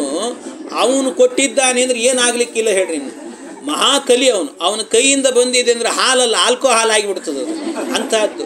ಅಂಥದ್ದನ್ನು ತಂದು ಕೊಟ್ಟನಂತೆ. ಕೊಟ್ಟು ಕುಡಿ ಅಂತ ಕೊಟ್ಟ. ಆವತ್ತು ಕುಡಿದ್ರು ನೋಡ್ರಿ ತಲೆ ಕೆಡ್ತವ್ರಿ ಒಂದು ಸರ್ತಿ ಅಶ್ವತ್ಥಾಮಾಚಾರ್ಯ. ಹಾಲು ಅಂದರೆ ಹಿಂಗಿರ್ತದ ಅಂತ ಅನಿಸಿಬಿಡುತ್ತವರಿಗೆ. ಹಾಲು ಅಂದರೆ ಹಿಂಗಿರ್ತದೆ ಅಂತ ಅನಿಸಿ, ಪುನಃ ಕದಾಚಿತ್ ಸತು ಮಾತೃದತ್ತೆ ಪಿಷ್ಟೇನೇದಂ ಕ್ಷೀರಮಿತ್ಯಾರುರಾವ. ಆಮೇಲೆ ಇದಾದ ಮೇಲೆ ಮನೆಗೆ ಹೋದ್ನಂತ ಒಂದು ಸರ್ತಿ ತಲೆ ಕೆಟ್ಟು ಹೋಗಿತ್ತು ಅವನಿಗೆ. ಒಂದು ಸರ್ತಿ ಅವನ ಕೈಯಲ್ಲಿ ಕುಡ್ದದ್ದು ಮುಗ್ದೇ ಹೋಯ್ತು. ಅದಕ್ಕೆ ದುಷ್ಟರ ಕೈಯಲ್ಲಿ ತಿನ್ನಬೇಕಾದ್ರೂ ಯೋಚನೆ ಮಾಡಬೇಕಂತ. ಕೆಲವ್ರು ಅಂತಿರ್ತಾರೆ, ಸುಮ್ಮನೆ ಏನ್ರಿ ನಾವು ಕೊಟ್ಟರೆ ತಿನ್ನಲ್ಲ ಮಾಡಲ್ಲ ಅಂತ ಬೈತಿರ್ತಾರೆ. ನಮ್ಮ ಸಮಸ್ಯೆ ನಮಗೆ ನಿಮ್ಮ ಕೈಯಲ್ಲಿ ತಿಂದ್ವಿ ಅಂತ ಆದರೆ ನಮಗೇನಾಗ್ತದೋ ಅಂತ ಹೆದರಿಕೆ ಇರ್ತದೆ. ಅದಕ್ಕೋಸ್ಕರವಾಗಿ ಅವನು ಅಶ್ವತ್ಥಾಮಾಚಾರ್ಯ ಹೋಗಿ ಮನೆಗೆ ಹೋದಾಗ ಅಮ್ಮ ಹಾಲು ಕೊಡು ಅಂದ. ಮತ್ತೆ ಈ ಕೃಪಿ ಬಂದು ಅದೇ ಮತ್ತೆ ಹಿಟ್ಟು ಕದಡಿದ್ಲು ತಂದ್ಲು ಕೊಟ್ಟರೆ ಅದನ್ನು ಎರಚಿದ ನೋಡ್ರಿ ಒಂದು ಸರ್ತಿ. ಬಿಸಾಕಿದನಂತ ಒಂದು ಸರ್ತಿ. ಬಿಸಾಕಿ ಹೇಳಿ, ನನಗೆ ಮೋಸ ಮಾಡ್ತಾ ಇದ್ದೀರಿ ನೀವು, ಹಾಲು ಅಂದರೆ ಇದಲ್ಲ, ಇದು ನಿಜವಾದ ಹಾಲು ನನಗೆ ಕೊಡ್ರಿ ಅಂತ ಗಲಾಟೆ ಮಾಡಲಿಕ್ಕೆ ಶುರು ಮಾಡಿದ. ಆಗ ಇವ್ರಿಗೆ ಗಾಬರಿ ಆಯಿತು. ಒಂದು ಸರ್ತಿ ಗಾಬರಿ ಆಯಿತು. ತಂದೆ ತಾಯಿ ಇಬ್ಬರು ನೋಡ್ತಿದ್ದಾರೆ. ದೃಷ್ಟ್ವಾರುವಂತಂ ಸುತಮಾತ್ಮಜಸ್ಯ, ತಮ್ಮ ಮಗ ಅಳ್ತಾ ಇರುವಂಥದ್ದನ್ನು ಮೊದಲನೇ ಸರ್ತಿ ನೋಡ್ತಿದ್ದಾರೆ. ದುಃಖ ಆಗೋಯ್ತಂತೆ. ದ್ರೋಣಾಚಾರ್ಯರಿಗೂ ಅಷ್ಟೇ ಬಹಳ ದುಃಖ ಆಯ್ತಂತೆ. ಸ್ನೇಹಾನ್ನಿಯತ್ತೈವ ಜನಾರ್ದನಸ್ಯ ಸಂಪ್ರೇರಿತ ಕೃಪಯಾಚಾರ್ಥ ರೂಪೋ ದ್ರೋಣೋ ಯಯಾಂ ಆರ್ಜಯಿತುಂ ತದಾಗಾಂ. ನನಗೆ ಹಾಲು ಬೇಕೇ ಬೇಕು, ಹಸುವಿನ ಹಾಲೇ ಬೇಕು ನನಗೆ, ಈ ಹಿಟ್ಟು ಪಟ್ಟು ಎಲ್ಲ ಬೇಡ ನನಗೆ ಅಂತ ಜೋರು ಗಲಾಟೆ ಮಾಡ್ಕೋತ ಕೂತ್ನಂತೆ. ಇಷ್ಟು ಗಲಾಟೆ ಮಾಡ್ಕೋತ ಕೂತ್ರೆ ಆಗ ಏನು ಮಾಡೋದು ಪಾಪ, ಮಗ ಕೇಳ್ತಿದ್ದಾನೆ, ಇಲ್ಲ ಅಂತ ಹೇಳಲಿಕ್ಕಾಗಲ್ಲ. ಎಷ್ಟಾದರೂ ಕರುಳು ಎಳೀತದೆ ಒಂದು ಸರ್ತಿ. ಏನಾದರೂ ಕೂಡ ನಾನು ಅನುಭವಿಸಿಲ್ಲ, ನನ್ನ ಮಕ್ಕಳಾದರೂ ಅನುಭವಿಸಲಿ ಅಂತ ಇರ್ತದೆ ಕೆಲವರು ಹಾಗೆ ಮಾಡ್ತಿರ್ತಾರೆ. ನಾನಂತೂ ಆಗಲಿ ನಮ್ಮ ಜೀವನದಲ್ಲಿ ಇದನ್ನೆಲ್ಲ ಪಡಿಲಿಕ್ಕೆ ಆಗಲಿಲ್ಲ, ನನ್ನ ಮಕ್ಕಳಾದರೂ ಪಡೀಲಿ ಅಂತ ಹಾಗೆಲ್ಲ ಕೆಲವು ಇರ್ತದೆ. ಪಡೀಲಿ ಅಂತ ಕಂಡದನ್ನೆಲ್ಲ ಪಡೀಲಿಕ್ಕೆ ಕೊಡಬಾರ್ದು. ಮತ್ತೆ ಏನು ಒಳ್ಳೇದು ಯಾವುದು ಕೆಟ್ಟದ್ದು ಯಾವುದು ಅಂತ ವಿಚಾರ ಮಾಡಬೇಕು. ಆದರೆ ಇವ್ರಿಗೆ ಅನ್ನಿಸ್ತು ಮಗನಿಗೋಸ್ಕರವಾಗಿ ಒಂದು ಹಸು ತರಬೇಕು ಅಂತ. ಯಾವತ್ತು ಅವರ ಜೀವನದಲ್ಲೇನೆ ಇದ್ದವರು ಹೇಗೆ ಅಂದರೆ ಪ್ರತಿಗ್ರಹ ಅನ್ನೋದೇ ಇಲ್ಲ ಅವರಲ್ಲಿ. ಅಪ್ರತಿಗ್ರಹ ವ್ರತವನ್ನು ತೊಟ್ಟವರವರು. ಒಂದು ದಿವಸವೂ ಕೂಡ ದಾನವನ್ನು ಕೇಳಿದವರಲ್ಲ. ಆದರೆ ಮೊದಲ ದಿವಸದಲ್ಲಿ ಒಂದು ಹಸು ದಾನವನ್ನು ಪಡಿಬೇಕು ಅಂತ ಹೊರಟ್ರಂತೆ, ದಾನವನ್ನು ಕೇಳಬೇಕು ಅಂತ ಹೊರಟ್ರಂತೆ. ದಾನ ಕೇಳಲಿಕ್ಕೆ ಅಂತ ಅಲ್ಲ. ಮತ್ತು ಹಾಗಾದರೆ ಅಪ್ರತಿಗ್ರಹ ಅನ್ನೋ ವ್ರತ ಮಾಡಿದ್ರಲ್ಲ, ಆ ವ್ರತಕ್ಕೆ ಭಂಗ ಬಂತಲ್ವಾ ಅಂತಂದರೆ ಇಲ್ಲ ಅಂತಾರೆ ಮಧ್ವಾಚಾರ್ಯ. ಅಪ್ರತಿಗ್ರಹ ವ್ರತಕ್ಕೆ ಭಂಗ ಇಲ್ಲ. ಯಾಕೆ ಅಂದರೆ ಅವರು ಹೋದದ್ದು ಎಲ್ಲಿಗೆ ಅಂತಂದರೆ ಹೋದದ್ದು ಭಗವಂತನ ಬಳಿಗೆ ಹೋದರಂತೆ. ದೇವರ ಬಳಿಯಲ್ಲಿ ಕೇಳಿದರೆ ಅದು ಅಪ್ರತಿಗ್ರಹ ದೋಷ ಆಗಲ್ಲ, ಅಂದರೆ ಆ ಅಪ್ರತಿಗ್ರಹ ವ್ರತ ಭಂಗ ಆಗೋದಿಲ್ಲಂತೆ. ಯಾಕೆಂದರೆ ದೇವರು ಕೊಟ್ಟದ್ದನ್ನು ತೊಗೊಂಡ್ವಿ ಅಂತಾದರೆ ಅದು ದೋಷ ಅಲ್ಲ ಅಂತ. ಯಾಕೆ ಇಲ್ಲಿ ತನಕಲೂ ಕೂಡ ತೊಗೊಂಡು ತಿಂತಾ ಇದ್ದದ್ದು ಯಾವುದು? ಅಲ್ಲಲ್ಲಿ ಶಿಲೋಂಚ ವೃತ್ತಿ ಅಂತ ಹೇಳಿದ್ವಿ. ಆ ಸೆಗಣಿಯಲ್ಲಿದ್ದಂಥ ಕಾಳನ್ನು ಆರಿಸಿ ತಂದು ತಿನ್ನೋದು. ಮತ್ತು ಅದನ್ನು ಯಾರು ಕೊಟ್ಟರು? ಅದು ಸುಮ್ಮನೆ ಬರುತ್ತದೆ? ಅದು ದೈವದತ್ತವೇ. ಅದು ಕೂಡ ಎಲ್ಲೋ ಒಂದು ಕಡೆಯಲ್ಲಿ ಅದು ಸಿಗಬೇಕು ಅಂದರೆ ನಮಗೆ ಅದು ದೇವರು ಕೊಟ್ಟರೆ ಅಲ್ವ ಸಿಗಬೇಕು. ಹಾಗಾಗಿ ದೇವರು ಕೊಟ್ಟದ್ದನ್ನು ತಿಂದಾಗ ಅದು ಅಪ್ರತಿಗ್ರಹ ಅನ್ನುವಂಥ ವ್ರತಕ್ಕೆ ಭಂಗ ಇಲ್ಲ. ಅದೇ ರೀತಿಯಲ್ಲಿ ದೇವರನ್ನು ಕೇಳಿದರೆ ಭಂಗ ಇಲ್ಲ ಅಂತ. ಅದಕ್ಕೋಸ್ಕರ ದೇವರನ್ನು ಕೇಳಬೇಕು ಅಂತ ಹೊರಟರು. ಆಗ ದೇವರು ಅಂತ ಕಣ್ಣಿಗೆ ಕಾಣ್ತಾ ಇದ್ದದ್ದು 3 ಜನ. ಒಂದು ಕೃಷ್ಣ, ವೇದವ್ಯಾಸ ದೇವರು, ಪರಶುರಾಮ ದೇವರು. ಆಗ ಪರಶುರಾಮ ದೇವರ ಹತ್ರ ಹೋಗಬೇಕು ಅಂತ. ಯಾಕೆ ಅಂದರೆ ಆ ಕಾಲದಲ್ಲಿ ಆಗಲೇ ಬೇಕಾದಷ್ಟು ಬ್ರಾಹ್ಮಣರಿಗೆ ದಾನಗಳನ್ನು ಮಾಡಿಬಿಟ್ಟಿದ್ರಂತೆ. ಭೂದಾನ ಅದು ಇದು ಅಂತ ಬೇಕಾದಷ್ಟು ದಾನಗಳನ್ನು ಮಾಡಿದರು. ಹಾಗಾಗಿ ಅವರನ್ನು ಕೇಳಬೇಕು ಅಂತ ಪ್ರತಿಗ್ರಹಾತ್ ಸನ್ನಿವೃತ್ತ ಸ ರಾಮಂ ಯಯೌ ನ ವಿಷ್ಣೋರ್ಹಿ ಭವೇತ್ ಪ್ರತಿಗ್ರಹ ದೋಷಾಯ ಯಸ್ಮಾತ್ ಸ ಪಿತಾ ಕಿಲಸ್ಯ ಸ್ವಾಮಿ ಗುರು ಪರಮಂ ದೈವತಂಚ. ಸ್ವಾಮಿಯನ್ನು ದೇವರನ್ನು ಕೇಳಿದ್ವಿ ಅಂತ ಆದರೆ ದೋಷ ಇಲ್ಲಂತೆ. ಭೀಮಸೇನ ದೇವರ ವ್ರತ ಇದು ಅಂತ. ಭೀಮನು ಹಾಗೆ ಯಾವತ್ತೂ ಕೂಡ ಯಾರನ್ನು ಏನನ್ನೂ ಕೇಳಿದವನಲ್ಲ ಅಂತ. ಯಾಕೆಂದರೆ ಬೇರೆಯವ್ರನ್ನ ಕೇಳಿದರೆ ಹೇಗಿರ್ತದೆ ಅಂದರೆ ಜೀವನದಲ್ಲಿ ಯಾಕಾದರೂ ಕೇಳಿದ್ವಿಯಪ್ಪ ಇವ್ರನ್ನ ಅನಿಸ್ಬಿಡ್ತದೆ. ಏನೋ ಸಹಾಯ ಮಾಡಿಬಿಡ್ತಾರೆ ಒಂದು ಸರ್ತಿ, ಏನೋ ನಮ್ಮ ಕಷ್ಟದ ಕಾಲದಲ್ಲಿ ಸಹಾಯ ಮಾಡಿಬಿಡ್ತಾರೆ. ಏನೋ ಇವತ್ತು ಹಿಂಗಿದ್ದಿ ಅಂತ ಹಾರಾಡ್ತಿದ್ದಿ, ಒಂದು ಕಾಲದಲ್ಲಿ ಭಿಕ್ಷೆ ಬೇಡ್ಕೊಂಡು ನಮ್ಮ ಮನೆಗೆ ಬಂದಿದ್ದಿ ಗೊತ್ತಾ ಅಂತಾರೆ. ಹಿಂಗೆ ಹಂಗಿಸ್ತಾರೆ. ಇವು ಪ್ರಾಣ ಹೋಗಬೇಕು ಅಂತ ಅನಿಸೋದು ಒಂದು ಸರ್ತಿ, ಹಂಗಿರುತ್ತದೆ.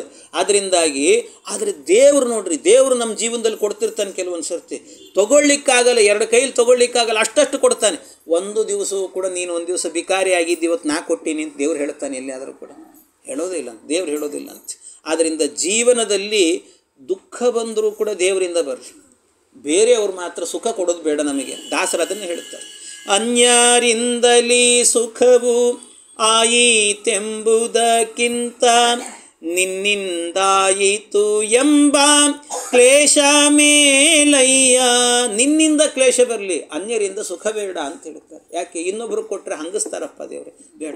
ಆದ್ದರಿಂದ ಏನಾದರೂ ಕೂಡ ಕೇಳೋದು ಅಂತಾದರೆ ನಿನ್ನನ್ನು ಕೇಳ್ತೀನಿ. ಹಾಡಿದರೆ ಎನ್ನ ಒಡೆಯನ ಹಾಡುವೆ, ಬೇಡಿದರೆ ಎನ್ನ ಒಡೆಯನ ಬೇಡುವೆ, ಒಡೆಯಗೆ ಒಡಲನು ತೋರುವೆ, ಎನ್ನ ಬಡತನ ಭಿನ್ನ ಮಾಡುವೆ. ಒಡೆಯ ಶ್ರೀ ಪುರಂದರ ವಿಠಲರಾಯನ ಅಡಿಗಳನ್ನು ಸೇರಿ ಬದುಕುವೆ, ಅಡಿಗಳನ್ನು ಸಾರಿ ಬದುಕುವೆ. ಯಾವುದು ಬೇಡ, ಕೇಳೋದಿದ್ದರೆ ಹಾಡಿದರೆ ಎನ್ನೊಡೆಯನ ಹಾಡುವೆ, ಬೇಡಿದರೆ ಎನ್ನೊಡೆಯನ, ಅಷ್ಟೇ. ಆದ್ದರಿಂದ ದೇವರನ್ನು ಬಿಟ್ಟು ಮತ್ತಾರನ್ನು ಕೇಳಲ್ಲ. ಆದ್ದರಿಂದ ಅವರನ್ನು ಕೇಳಿದರೆ ಅಪ್ರತಿಗ್ರಹ ವ್ರತಕ್ಕೆ ಭಂಗ ಇಲ್ಲ ಅಂತ ಹೇಳ್ತಾರೆ, ಭಂಗ ಇಲ್ಲ. ಆದ್ದರಿಂದ ಅವ್ರ ಬಳಿಗೆ ಹೋಗ್ತೇನೆ ಅಂತ ಪರಶುರಾಮ ದೇವ್ರ ಬಳಿಗೆ ಹೋದ್ರಂತೆ. ಪರಶುರಾಮ ದೇವರ ಬಳಿಗೆ ಹೋಗಿ ಅವ್ರ ಹತ್ರ ದಾನ ಬೇಕು ಅಂತ. ಪರಶುರಾಮ ದೇವರಿಗೆ ಅಲ್ಲೆಲ್ಲೋ ದೂರದಲ್ಲಿ ದ್ರೋಣಾಚಾರ್ಯ ಬರ್ತಿದ್ದಾರೆ ಅನ್ನುವಾಗಲೇ ಗೊತ್ತಾಗಿಬಿಡ್ತು. ಇವರು ಬರ್ತಾ ಇರೋದೇ ದಾನಕ್ಕೆ ಅಂತ ಗೊತ್ತಾಯಿತು. ಸರ್ವೋತ್ತಮರ ಅವ್ರಿಗೆ ಗೊತ್ತಾಯಿತು. ಪ್ರಿಪೇರ್ ಆಗೇ ನಿಂತಿದ್ರು ಅವರು ಪರಶುರಾಮ ದೇವರು. ಇವರು ಬಂದು ಕೂಡಲೇ ಕೇಳಿದ್ರಂತೆ. ದೃಷ್ಟ್ವಾ ಚೈನಂ ಜಾಮದಗ್ನೋಪ್ಯಚಿಂತಯತ್ ದ್ರೋಣಂ ಕರ್ತುಂ ಕ್ಷಿತಿಭಾರಾಪನೋದೆ. ಅದಕ್ಕೆ ದ್ರೋಣಾಚಾರ್ಯರು ಬಂದು ಕೂಡಲೇ ಕೇಳಿದ್ರಂತೆ, ಸ್ವಾಮಿ ನನ್ನ ಮಗ ಕೇಳ್ತಾ ಇದ್ದಾನೆ, ಹಂತಾಚಾಯಂ ಸ್ಯಾತ್ಸಹ ಪುತ್ರೇಣ ಚೇತಿ, ನನ್ನ ಮಗ ಕೇಳ್ತಾ ಇದ್ದಾನೆ, ಅದಕ್ಕೋಸ್ಕರ ಹಾಲು ಬೇಕಾಗಿದೆ, ಒಂದೇ ಒಂದು ಆಕಳ ದಾನ ಕೊಡ್ರಿ ಅಂತ ಕೇಳಿದ್ರಂತೆ. ಒಂದೇ ಒಂದು ಆಕಳ ದಾನ ಕೊಡ್ರಿ ಅಂತಂದರೆ ಪರಶುರಾಮ ದೇವರು ಹೇಳಿದರು ನೋಡ್ರಿ, ಅಯ್ಯೋ ಇಷ್ಟೊತ್ತನಕ ಒಂದು ಅರ್ಧ ಗಂಟೆ ಮೊದಲು ಬಂದಿದ್ರೆ ಆಗ್ತಿತ್ತು ನೋಡು ಅಂದ್ರಂತೆ. ಒಂದು ಅರ್ಧ ಗಂಟೆ ಮೊದಲು ಬರಬೇಕಿತ್ತು ನೀನು ಅಂದ್ರಂತೆ. ಯಾಕೆ? ಇಲ್ಲಿ ತನಕ ಎಲ್ಲ ಇದ್ದು ಈಗ ಅರ್ಧ ಗಂಟೆ ಹಿಂದೆ ಬ್ರಾಹ್ಮಣರೆಲ್ಲ ಬಂದರು, ಎಲ್ಲ ದಾನ ಕೊಟ್ಟು ಕಳಿಸ್ಬಿಟ್ಟೆ ನಾನು ಅಂದ್ರೆ, ಎಲ್ಲ ದಾನ ಕೊಟ್ಬಿಟ್ಟೆ, ಇನ್ನೇನೂ ಇಲ್ಲ ನನಗೇನು. ಏನೇನು ದಾನಗಳಿಲ್ಲ ನನ್ನ ಹತ್ರ ಅಂತ. ಏನು ದಾನ ಇರೋದಂದರೆ 3 ಉಳಿದಿದೆ ನೋಡ್ಬೇಕಾದ್ರೆ, ಕೊಡು ಅಂದರೆ ಕೊಡ್ತೀನಿ ಅಂತಂದ್ರಂತೆ. 3 ದಾನ ಇದ್ದಾವೆ ನನ್ನ ಹತ್ರ, ಬೇಕಂದ್ರೆ ಕೊಡು ಅಂದರೆ ಕೊಟ್ಬಿಡ್ತೀನಿ ನಾನು ಅಂತಂದರು. ಏನು? ಆತ್ಮ ವಿದ್ಯಾ ಶಸ್ತ್ರಮೇತಾವದಸ್ತಿ ತೇಷಾಂ ಮಧ್ಯೆ ರುಚಿತಂ ತ್ವಂ ಗೃಹಾಣ. ನನ್ನ ಹತ್ರ ಇರುವಂಥದ್ದು 3 ಯಾವುದು? ಆತ್ಮ, ನಾನಿದ್ದೇನೆ. ಇನ್ನೊಂದು ವಿದ್ಯಾ, ನನ್ನ ಒಳಗೊಂದು ವಿದ್ಯೆ ಇದೆ, ತತ್ವಜ್ಞಾನ ಎಲ್ಲ ಇದೆ. ಇನ್ನೊಂದು ಶಸ್ತ್ರಂ, ನನ್ನ ಹತ್ರ ಒಂದು ಕೊಡಲಿ ಇದೆ. ಈ ಕೊಡಲಿ ಪರಶು ಅಂತ ಹೇಳ್ತಾರೆ, ಆ ಕೊಡಲಿ ಇದೆ. ಈ 3 ಇದ್ದಾವೆ. ನಿನಗೇನು ಬೇಕೋ ತೊಗೊಂಡು ಹೋಗು ಅಂದ್ರೆ, ಏನು ಬೇಕೋ ತೊಗೊಂಡು ಹೋಗಿ ನೀನು. ಅದಕ್ಕೆ ಅವ್ರು ಹೇಳ್ತಾರೆ, ಸರ್ವೇಶಿತ ಸರ್ವಪರಸ್ವತಂತ್ರ ತ್ವಮೇವ ಕೋನ್ಯ ಸದೃಶಸ್ತವೇಶ. ದೇವರೇ, ನಿನ್ನನ್ನು ದಾನ ತಗೊಳ್ಳೋ ಯೋಗ್ಯತೆ ನನಗೆಲ್ಲಿದೆಯೋ? ನಿನ್ನನ್ನು ದಾನ ತೊಗೊಂಡಿದ್ರೆ ನಿನ್ನನ್ನು ನನ್ನ ಸೇವಕ ಮಾಡಿಕೊಳ್ಳಿಕ್ಕೆ ಆಗ್ತದೇನೋ ನಾನು? ಆಗಲ್ಲಪ್ಪ ದೇವರೇ, ನಿನ್ನನ್ನು ದಾನ ತಗೊಳ್ಳೋ ಯೋಗ್ಯತೆ ನಮಗಿಲ್ಲ. ಏನಿದ್ರು ನಿನಗೆ ನಮ್ಮನ್ನು ಸಮರ್ಪಣೆ ಮಾಡ್ಕೊಳ್ತೀವಿ ಅಷ್ಟೇ. ಆದ್ದರಿಂದ ಆತ್ಮ ನಿನ್ನನ್ನು ತಗೊಳ್ಳಿಕ್ಕಾಗಲ್ಲ. ಇನ್ನೇನು? ಕೊಡ್ಲಿ ಅಂತ ಹೇಳಿದೆ, ಪರಶು ಅಂತ ಹೇಳಿದೆ. ಅದು ನೀನು ಹಿಡಿದಿರುವಂಥ ಒಂದು ಅಸ್ತ್ರ, ಅದು ನೀನು ಹಿಡಿದಿರುವಂಥ ಆಯುಧ. ನಿನ್ನ ಆಯುಧವನ್ನು ಹೊರುವ ಯೋಗ್ಯತೆ ನನಗೇನಿದೆಯೋ ಸ್ವಾಮಿ? ಇಲ್ಲ, ಸಾಧ್ಯ ಇಲ್ಲ. ಅದೂ ಬೇಡ ನನಗೆ ಅಂತ ಹೇಳಿದೆ. ಅದು ಬೇಡ ನನಗೆ, ಅದು ಬೇಡ. ಮತ್ತು ಹಾಗಾದ್ರೆ ಇನ್ನೇನು ಬೇಕು? ಇನ್ನೊಂದು ಹೇಳಿದ್ದೆಲ್ಲ, ವಿದ್ಯಾ ಇದೆ ಅಂತ ಹೇಳಿದ್ದೆಲ್ಲ, ಅದು ಕೊಡು ಸಾಕು ಅಂದ್ರೆ, ಅದನ್ನು ಕೊಡು ನನಗೆ ಅಂತ. ಆಯಿತು ಅಂತ ದ್ರೋಣಾಚಾರ್ಯರು ಬಂದದ್ದು ಮಗನಿಗೊಂದು ಆಕಳು ತೊಗೊಂಡು ಹೋಗಬೇಕು ಅಂತ ಬಂದು ನನಗೆ ವಿದ್ಯೋಪದೇಶವನ್ನು ಮಾಡು ಅಂತ ಕೂತ್ರಂತೆ. ಕೂತದ್ದು ಎಷ್ಟು ದಿವಸ ಅಂತ ಹೇಳಿದರೆ, ಅಬ್ದದ್ವಿಷಟ್ಕೇನ ಸಮಾಪ್ಯತಾ ಸಹ ಯಯೌ ಸಕಾಯಂ ದೃಪದಂ ಮಹಾತ್ಮ. ಎಷ್ಟು ಅಂದರೆ 12 ವರ್ಷಗಳ ಕಾಲ ಇಲ್ಲೇ ಕೂತ್ಬಿಟ್ರಂತವ್ರು, ಬರೀ ಅಧ್ಯಯನಕ್ಕೆ ಅಂತ. ಪಾಪ ಅಲ್ಲಿ ಅದಕ್ಕೆ ಹಿಟ್ಟು ನೀರೇ ಗತಿ, ಅದಕ್ಕೆ ಅಶ್ವತ್ಥಾಮಾಚಾರ್ಯ ಅದೇ ಅಲ್ಲಿ ಅದೇ ಕುಡ್ಕೊಂತ ಕೂತು ಪಾಪ. ಅದು ಹಾಗಾಗಿ ಮತ್ತು ದುರ್ಯೋಧನ ಮನೆಗೆ ಹೋಗಿ ಬರ್ತಿದ್ದ ಕಾಣ್ತದೆ. ಆ ಹಾಲು ಕುಡಿದು ಅವನ ಪಕ್ಷಕ್ಕೆ ಸೇರಿಬಿಟ್ರು ಕೊನೆಗೆ. ಹಿಂಗಾಯಿತು. ಅಂತೂ ಇದೆಲ್ಲವೂ ಕೂಡ ಏನು ಅಂತಂದರೆ, ಇವ್ರು ನೋಡಿ ವಿದ್ಯೆ ಅಂತಂದ್ರೆ ಹಂಗಿರ್ತದೆ ನೋಡ್ರಿ. ವಿದ್ಯೆ ಅಂದರೆ ವಿದ್ಯೆಗೆ ಅಂತ ಕೂತ್ರೆ ಎಲ್ಲ ಮಕ್ಕಳು ಮರಿ ಗಿರಿ ಎಲ್ಲ ಮರ್ತೇ ಬಿಟ್ರಂತೆ, ಎಲ್ಲ ಮರ್ತೇ ಬಿಟ್ರು. ಹಾಗೆ ಎಲ್ಲಿಯಾದರೂ ಕೂಡ ವಿದ್ಯೆ ಕಲೀಲಿಕ್ಕೆ ಮಕ್ಕಳನ್ನೆಲ್ಲ ಪಾಠಶಾಲೆಗೆಲ್ಲ ಕಳಿಸ್ತಿರ್ತಾರೆ, ವಿದ್ಯಾಪೀಠಕ್ಕೆ ಅಲ್ಲಿ ಇಲ್ಲಿ ಅಂತ. ಆಗಾಗ್ಗೆ ಫೋನ್ ಮಾಡೋದು, ನಮ್ಮ ಮಗ ಹೇಗಿದ್ದಾನೆ, ಕಳಿಸ್ರಿ ಮಾಡಿಸ್ರಿ, ಅದು ಹಂಗೆ ಒಂದು ಸರ್ತಿ ಹೋದರು ಅಂತಾದರೆ ಮುಗೀತು ಅಂತ ಅರ್ಥ. ಅಧ್ಯಯನ ಅಂದರೆ ಅಧ್ಯಯನ ಅಂತ. ಇವರು ಮಗನಿಗೆ ಆಕಳು ತೊಗೊಂಬರ್ತೀನಿ ಅಂತ ಹೋದವರು 12 ವರ್ಷ ತಿರುಗಿ ನೋಡಿಲ್ಲ ಮತ್ತೆ. ಹಂಗಿದ್ರಂತೆ ವಿದ್ಯೆ ಕಲಿಯೋದು ಅಂದ್ರೆ ಹಂಗೆ ಕಲಿಬೇಕು ಅಂತ ಹೇಳ್ತಾರೆ. ಆ ರೀತಿಯಲ್ಲಿ ದ್ರೋಣಾಚಾರ್ಯರು ಆ ರೀತಿ ಕಲ್ತರಂತೆ. ಆಮೇಲೆ ಇಷ್ಟೆಲ್ಲ ಕಲ್ತಾದ ನಂತರ ಮುಂದೆ ವಿಚಾರ ಮಾಡಿದ್ರಂತೆ, ಇನ್ನು ಸರಿ, ಇನ್ನು ಇವ್ರ ಹತ್ರ ಅಂತೂ ನನಗೆ ದಾನ ಸಿಗಲಿಲ್ಲ. 12 ವರ್ಷದ ಅಧ್ಯಯನ ಆಯಿತು. ಆ ಅಧ್ಯಯನ ಎಲ್ಲ ಮುಗಿದಾದ ಮೇಲೆ ಇನ್ನು ನನಗೊಂದು ಮಗನಿಗೊಂದು ಆಕಳು ಬೇಕಲ್ಲ ಅಂತ ಅವತ್ತು ನೆನಪಾಯ್ತಂತ ಅವ್ರಿಗೆ. 12 ವರ್ಷ ಆದಮೇಲೆ ಒಂದು ಆಕಳು ತೊಗೊಂಬರೋಣ ಅಂತ ಹೊರಟ್ರಂತೆ. ಅಲ್ಲ, ಆದರೂ ಇಲ್ಲಿ ಒಂದು ಸಮಸ್ಯೆ ಏನು ಅಂತಂದರೆ, ಭಗವಂತ ಒಂದು ಕೆಲಸ ಅಂದರೆ ಅವನಿಗೇನು ಸರ್ವಸಮರ್ಥ ಪರಮಾತ್ಮ. ಒಂದು ಆಕಳು ಬೇಕು ಅಂತಂದರೆ ಇಚ್ಛಾ ಮಾತ್ರಂ ಪ್ರಭೋ ಸೃಷ್ಟಿ, ಕ್ಷಣ ಮಾತ್ರದಲ್ಲಿ ಸೃಷ್ಟಿ ಮಾಡಿ ಕೊಟ್ಬಿಡ್ಬೋದಿತ್ತು ಈ ಬ್ರಾಹ್ಮಣನಿಗೆ. ಪಾಪ ಏನು ಇಲ್ಲದೆ ಖಾಲಿ ಕೈಲಿ ಯಾಕೆ ಕಳಿಸ್ಬೇಕು? ವಿದ್ಯೆ ಕೊಟ್ಟ ಅದು ಬೇರೆ ವಿಷಯ. ಅಂತೂ ಖಾಲಿ ಕೈಲಿ ಕಳಿಸಿದ್ನಲ್ಲ, ದಾನ ಕೊಡ್ಬೋದಿತ್ತಲ್ಲ ಈ ಪರಶುರಾಮ ದೇವರು, ಯಾಕೆ ಕೊಡಲಿಲ್ಲ ಅಂತ ಕೇಳಿದರೆ ಶ್ರೀಮದ್ ಆಚಾರ್ಯ ಹೇಳುತ್ತಾರೆ, ನ ದೇವಾನಾಂ ಆಶತಂ ಪೂರುಷಾಹಿ ಸಂತಾನಜಾಃ ಪ್ರಾಯಶಃ ಪಾಪಯೋಗ್ಯಾಃ ನಾ ಕಾರಣಾತ್ ಸಂತತೇಃ ಅಪ್ಯಭಾವೋ ಯೋಗ್ಯಸ್ಸುರಾಣಾಂ ಸದಮೋಘರೇತಸಾಂ. ಶ್ರೀಮದ್ ಆಚಾರ್ಯರು ಕೊಡುವಂಥ ನಿರ್ಣಯ ಇದು. ಏನು ಅಂತ ಹೇಳ್ತಾರೆ ಅಂದರೆ, ನೋಡಿ ಏನಾಗಬೇಕು ಇವತ್ತು, ಇವ್ರು ಏನು ಮಾಡಬೇಕು ಅಂದರೆ, ಇವತ್ತು ನಾನು ದಾನ ಕೊಟ್ಟೆ ಅಂತಾದರೆ ಮತ್ತೆ ಇನ್ನೊಬ್ಬರ ಹತ್ರ ಪ್ರತಿಗ್ರಹ ಅಂತ ಹೋಗೋದಿಲ್ಲ. ಇವ್ರು ಹೋಗಬೇಕು, ಹೋಗಿ ಇವರಿಗೆ ಆಕಳು ಸಿಗಬಾರ್ದು. ಆಕಳು ಸಿಗದಂತೆ ಆಗಿ ಮುಂದೇನಾಗಬೇಕು, ದೃಪದನ ಜೊತೆಗೆ ಅವರಿಗೆ ಶತ್ರುತ್ವ ಬೆಳಿಬೇಕು. ಆಮೇಲೆ ಪಾಂಡವರ ಗುರುಗಳಾಗಬೇಕು, ಕೌರವರ ಗುರುಗಳಾಗಬೇಕು. ಕೊನೆಯಲ್ಲಾಗಬೇಕಾದ್ರೆ ದುರ್ಯೋಧನ ಬಂದು ಇವರ ಅಸ್ತ್ರವಿದ್ಯೆಯನ್ನು ನೋಡಿ ಸಂತೋಷಪಟ್ಟು ಇವ್ರಿಗೆ ಕಾಲಿಗೆ ಬೀಳಬೇಕು. ಕಾಲಿಗೆ ಬಿದ್ದು ಇವ್ರು ಹೇಳ್ತಾರೆ, ಬ್ರಾಹ್ಮಣರು ನಾವು ಯುದ್ಧ ಮಾಡಲ್ಲ ಅಂತ. ಆದರೆ ಕಾಲಿಗೆ ಬಿದ್ದಾಗ ಬ್ರಾಹ್ಮಣರು ಕರಿಬಿಡ್ತಾರೆ. ಆದ್ದರಿಂದಾಗಿ ಕಾಲಿಗೆ ಬೀಳಬೇಕು, ಕಾಲಿಗೆ ಬಿದ್ದು ಕೇಳ್ಕೋಬೇಕು. ಆಗ ಇವರು ಯುದ್ಧ ಮಾಡಬೇಕು. ಆ ಯುದ್ಧದಲ್ಲಿ ಸಹಸ್ರಾರು ಜನರ ತಲೆಯನ್ನು ಇವರು ಉರುಳಿಸ್ಬೇಕು. ಯಾಕೆಂದರೆ ಭಗವಂತನ ಸಂಕಲ್ಪ ಇದು, ದೇವರ ಸಂಕಲ್ಪ. ಯಾಕೆಂದರೆ ಪಾಂಡವರ ಕಡೆಯಲ್ಲಿ ನಿಂತವರೆಲ್ಲರೂ ಕೂಡ ದೇವತೆಗಳು ಅಷ್ಟು ಸುಲಭದಲ್ಲಿ ಸಾಯೋದಿಲ್ಲ. ಆದ್ದರಿಂದ ದೇವತೆಗಳ ಕೈಯಿಂದ ಸಾಯ್ತಾ ಇರಬೇಕಾದ್ರೆ, ಆದ್ದರಿಂದ ಈ ದ್ರೋಣಾಚಾರ್ಯ ಕೈಯಿಂದ ಸಾಯಬೇಕು ಅನೇಕರು. ಆದ್ದರಿಂದ ಅವರು ಅಂತಹ ಕೆಲಸ ಮಾಡಬೇಕಾದ್ರಿಂದ ಇದೆಲ್ಲ ನಡಿಬೇಕು ಅಂದರೆ ಇವತ್ತು ನಾನು ಆಕಳು ಕೊಡಬಾರ್ದು ಅಂತ ಅಂದ್ಕೊಂಡಂತೆ ಭಗವಂತ. ಇವತ್ತು ಆಕಳು ಕೊಡಬಾರ್ದು. ಈ ಆಕಳು ಕೊಟ್ಟೆ ಅಂತಾದರೆ ಮುಗಿದು ಹೋಗಿಬಿಡ್ತದೆ ಕತೆ. ಆದ್ದರಿಂದ ಕೊಡಬಾರ್ದು. ಇದೆಲ್ಲ ನಡಿಬೇಕು ಮುಂದೆ. ಅಲ್ಲ, ದೇವತೆಗಳು ತಮ್ಮಷ್ಟಿಗೆ ತಾವು ಸಾಯ್ತಿದ್ರಲ್ಲ ಅಂದರೆ, ಇಲ್ಲ, ಹಾಗೆಲ್ಲ ಸಾಯಲ್ಲಂತೆ ದೇವತೆಗಳು. ದೇವತೆಗಳ ವಿಶೇಷ ಏನು ಅಂತಂದರೆ, ಸಜ್ಜನರು ಇರ್ತಾರಲ್ಲ, ಅದು ಯಾಕೆ ಸಾಯ್ಬೇಕಾದ್ರೆ ಯಾಕೆ? ಪಾಂಡವರ ಕಡೆಯವರೆಲ್ಲ ದೇವತೆಗಳು, ಸಾಯ್ಬೇಕು ಯಾಕೆ ಅವರು ಅಂದರೆ, ಅವರು ಇದ್ದರು ಅಂತಾದರೆ ಕಲಿಯುಗ ಆರಂಭ ಆಗಲ್ಲ. ಯುಗಧರ್ಮ ನಡಿಬೇಕಲ್ವ. ಕಲಿಯುಗ ಆರಂಭ ಆಗಬೇಕು ಅಂತಾದರೆ ಅದಕ್ಕೇನು ಮಾಡಬೇಕು ಅಂತಂದರೆ ಆ ದೇವತೆಗಳು ಸಾಯಬೇಕಂತೆ. ಎಲ್ಲಿ ತನಕ ಹೇಳ್ತಾರೆ ಅಂತಂದರೆ, ದೇವತೆಗಳು ಇದ್ದರು ಅಂದರೆ ಸಜ್ಜನರಿದ್ದಾರೆ ಅಂತ ಅರ್ಥ. ಸಜ್ಜನರು ಇದ್ದರು ಅಂತಾದರೆ ಆ ದೇಶದಲ್ಲಿ ಕಲಿಪ್ರವೇಶ ಆಗೋದಿಲ್ಲಂತೆ. ಸಜ್ಜನರಿದ್ದ ಜಾಗದಲ್ಲಿ ಕಲಿಪ್ರವೇಶ ಆಗೋದಿಲ್ಲ. ಅದಕ್ಕೋಸ್ಕರವಾಗಿ ಆ ಕಲಿಯುಗದ ಧರ್ಮ ನಡೆಯೋದಿಲ್ಲ, ಅದು ನಡಿಬೇಕು. ಮತ್ತು ಈ ಸಜ್ಜನರು ಇವತ್ತು ಸತ್ರೇನೆ ಇವರ ಸಂತಾನವನ್ನೆಲ್ಲವನ್ನು ಕೂಡ ಕೊಂದುಬಿಡಬೇಕು. ಕೃಷ್ಣನ ಸಂಕಲ್ಪ ಇದು. ಒಂದೂ ಉಳಿಬಾರ್ದು ಅಂತ ಹೇಳುತ್ತಾರೆ. ಒಂದು ಸಂತಾನ ಉಳಿದ್ರೂ ಕೂಡ ಅವರದ್ದು ಎಲ್ಲಿ ತನಕ ಅಂದರೆ, ಅವರ ಸಜ್ಜನಿಕೆ ಎನ್ನುವಂಥದ್ದು, ಒಬ್ಬ ಸಜ್ಜನ ಉಳಿದ ಅಂತ ಆದರೆ ಅವರ 100 ತಲೆಮಾರಿನ ತನಕಲೂ ಕೂಡ ಸಜ್ಜನರೇ ಬರ್ತಾರಂತೆ. 100 ತಲೆಮಾರಿನ ತನಕ ಬರ್ತಾರೆ. ಆದ್ದರಿಂದಾಗಿ ಅವ್ರನ್ನ ಆದಷ್ಟು ಬೇಗ ಅವ್ರನ್ನ ಮುಗಿಸ್ಬೇಕು. ಅದಕ್ಕೋಸ್ಕರ ಕೃಷ್ಣನ ಸಂಕಲ್ಪ ಇದು. ಅದಕ್ಕೋಸ್ಕರವಾಗಿ ಇವರು ಯುದ್ಧ ಮಾಡುವಂತೆ ಮಾಡಬೇಕು ಅನ್ನೋದಕ್ಕೋಸ್ಕರ ಇವರಿಗೆ ದಾನ ಕೊಡಲಿಲ್ಲ. ಹಾಗಾಗಿ ಇವ್ರು ಏನು ಮಾಡಿದರು ದ್ರೋಣಾಚಾರ್ಯರು ಅಂದರೆ, ಅಲ್ಲಿಂದ ಏನು ಮಾಡಿದರು ಅಂತಂದರೆ, ದಾನೇರ್ಧ ರಾಜ್ಯಸ್ಯ ಹಿ ತತ್ ಪ್ರತಿಜ್ಞಾಂ ಸಂಸ್ಮೃತ್ಯ ಪೂರ್ವಾಂ ಉಪಯಾತಂ ಸಖಾಯಂ. ಅಲ್ಲಿಂದ ದೃಪದನ ಮನೆಗೆ ಹೋದ್ರಂತೆ, ದೃಪದರಾಜನ ಮನೆಗೆ. ಆ ದೃಪದರಾಜನ ಮನೆಗೆ ಹೋಗಿ ದೃಪದನ ಬಳಿಯಲ್ಲಾದರೂ ಕೂಡ ಒಂದು ಆಕಳ ದಾನವನ್ನು ಕೇಳೋಣ ಅಂತ. ಅಲ್ಲ, ಆಕಳ ದಾನವನ್ನು ಕೇಳೋಣ ಅಂತ ಹೋಗ್ತಿದ್ದಾನೆ ಅಂತಾದರೆ ಅದು ದೋಷ ಅಲ್ವ? ಈಗ ಹಿಂದೇನೋ ದೇವರನ್ನು ಕೇಳಿದಾದ್ರಿಂದಾಗಿ ಅಪ್ರತಿಗ್ರಹ ಅನ್ನುವಂಥ ವ್ರತಕ್ಕೆ ಭಂಗ ಬರೋದಿಲ್ಲ.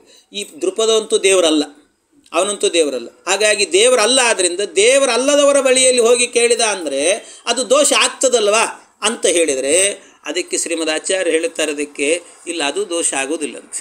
ಅದು ದೋಷ ಆಗಲ್ಲ. ಯಾಕೆ ಅಂತಂದರೆ ನೋಡಿ, ಒಂದೇನಿದೆ ಅಂತಂದರೆ, ಈ ದೃಪದ ಏನಿದ್ದಾನೆ, ದೃಪದ ಯಾರು ಅಂತಂದರೆ ಇಬ್ಬರು ಕ್ಲಾಸ್ಮೇಟ್ಸ್, ಇಬ್ಬರು ಕೂಡ ದ್ರೋಣಾಚಾರ್ಯರು ದೃಪದ ಇಬ್ಬರು ಕೂಡ ಕ್ಲಾಸ್ಮೇಟ್ಸು. ಅಂದರೆ ಭರದ್ವಾಜರು, ಅಂದರೆ ದ್ರೋಣಾಚಾರ್ಯರ ತಂದೆ ಏನಿದ್ದಾರೆ ಭರದ್ವಾಜರು, ಆ ಭರದ್ವಾಜರೇ ಏನು ಮಾಡಿದ್ರಂತೆ, ಅಧ್ಯಯನ ಮಾಡಿಸಿದ್ದೇವರು, ಇಬ್ಬರಿಗೂ ಪಾಠ ಮಾಡಿದವರು. ಆ ಕಾಲದಲ್ಲಿ ಒಂದು ನಿಯಮ ಇತ್ತು, ಆ ಕಾಲದಲ್ಲಿ, ಮತ್ತು ಈ ಕಾಲಕ್ಕಿಲ್ಲದು. ಆ ಕಾಲದಲ್ಲಿದ್ದಂಥ ನಿಯಮ ಏನದು ಅಂತಂದರೆ, ದಾನೇರ್ಧ ರಾಜ್ಯಸ್ಯ ಹಿ ತತ್ ಪ್ರತಿಜ್ಞಾಂ ಸಂಸ್ಮೃತ್ಯ ಪೂರ್ವಾಮುಪಯಾತಂ ಸಕಾಯಂ ಸಕಾತವಾಸ್ಮೀತಿ ತದೋದಿತೋಪಿ ಜಗಾದ ವಾಕ್ಯಂ ದೃಪದೋತಿ ದರ್ಪಾತ್. ಒಮ್ಮೆ ಏನಾಗಿತ್ತು, ಇಬ್ಬರು ಪಾಠ ನಡೀತಾ ಇರುವಾಗ ಎಲ್ಲ ಪಾಠ ಮುಗಿದ ಮೇಲೆ ಹೋಗ್ತಿದ್ದಂತೆ ದೃಪದ. ಹೋಗಬೇಕಾದ್ರೆ ದ್ರೋಣಾಚಾರ್ಯಗೆ ಹೇಳಿದ್ನಂತೆ, ದ್ರೋಣ, ಇಬ್ಬರು ನಾವು ಕ್ಲಾಸ್ಮೇಟ್ಸು, ನಿನಗೇನಾದರೂ ಕಷ್ಟ ಅಂತಿದ್ರೆ ನೀನು ಬಾ, ನನ್ನ ಹತ್ರಕ್ಕೆ ಬಾ. ನೀನು ಬಂದಿ ಅಂತ ಆದರೆ ನನ್ನ ಅರ್ಧ ರಾಜ್ಯವನ್ನು ನಿನಗೆ ಕೊಟ್ಬಿಡ್ತೀನಿ ಅಂತ ಹೇಳಿದ್ನಂತೆ. ನನ್ನ ಅರ್ಧ ರಾಜ್ಯ ನಿನಗೆ, ಯಾಕೆ ಇಬ್ಬರು ಫ್ರೆಂಡ್ಸ್ ನಾವು, ಮುಂದೆ ನನಗೆ ಬರ್ತದೆ, ನಮ್ಮ ಅಪ್ಪಂದಾದ್ಮೇಲೆ ನನಗೆ ಬರ್ತದೆ ರಾಜ್ಯ, ಆಗ ನಾನು ನಿನಗೆ ಕೊಡ್ತೀನಿ ಅಂತ, ಅರ್ಧ ರಾಜ್ಯ ನಿನಗೆ ಕೊಡ್ತೀನಿ ಅಂತ ಮಾತು ಕೊಟ್ಟಿದ್ದಂತಂದು. ಮಾತು ಕೊಟ್ಟಿದ್ದ ಅಲ್ಲ, ಮತ್ತು ಆ ಮಾತು ಕೊಟ್ಟಿದ್ದ ಅಂದರೆ ಇವನು ಕೇಳಿದ ತಕ್ಷಣ ದೋಷ ಬರಲ್ವಾ ಅಂದರೆ ದೋಷವೂ ಇಲ್ಲ ಅಂತ ಹೇಳ್ತಾರೆ.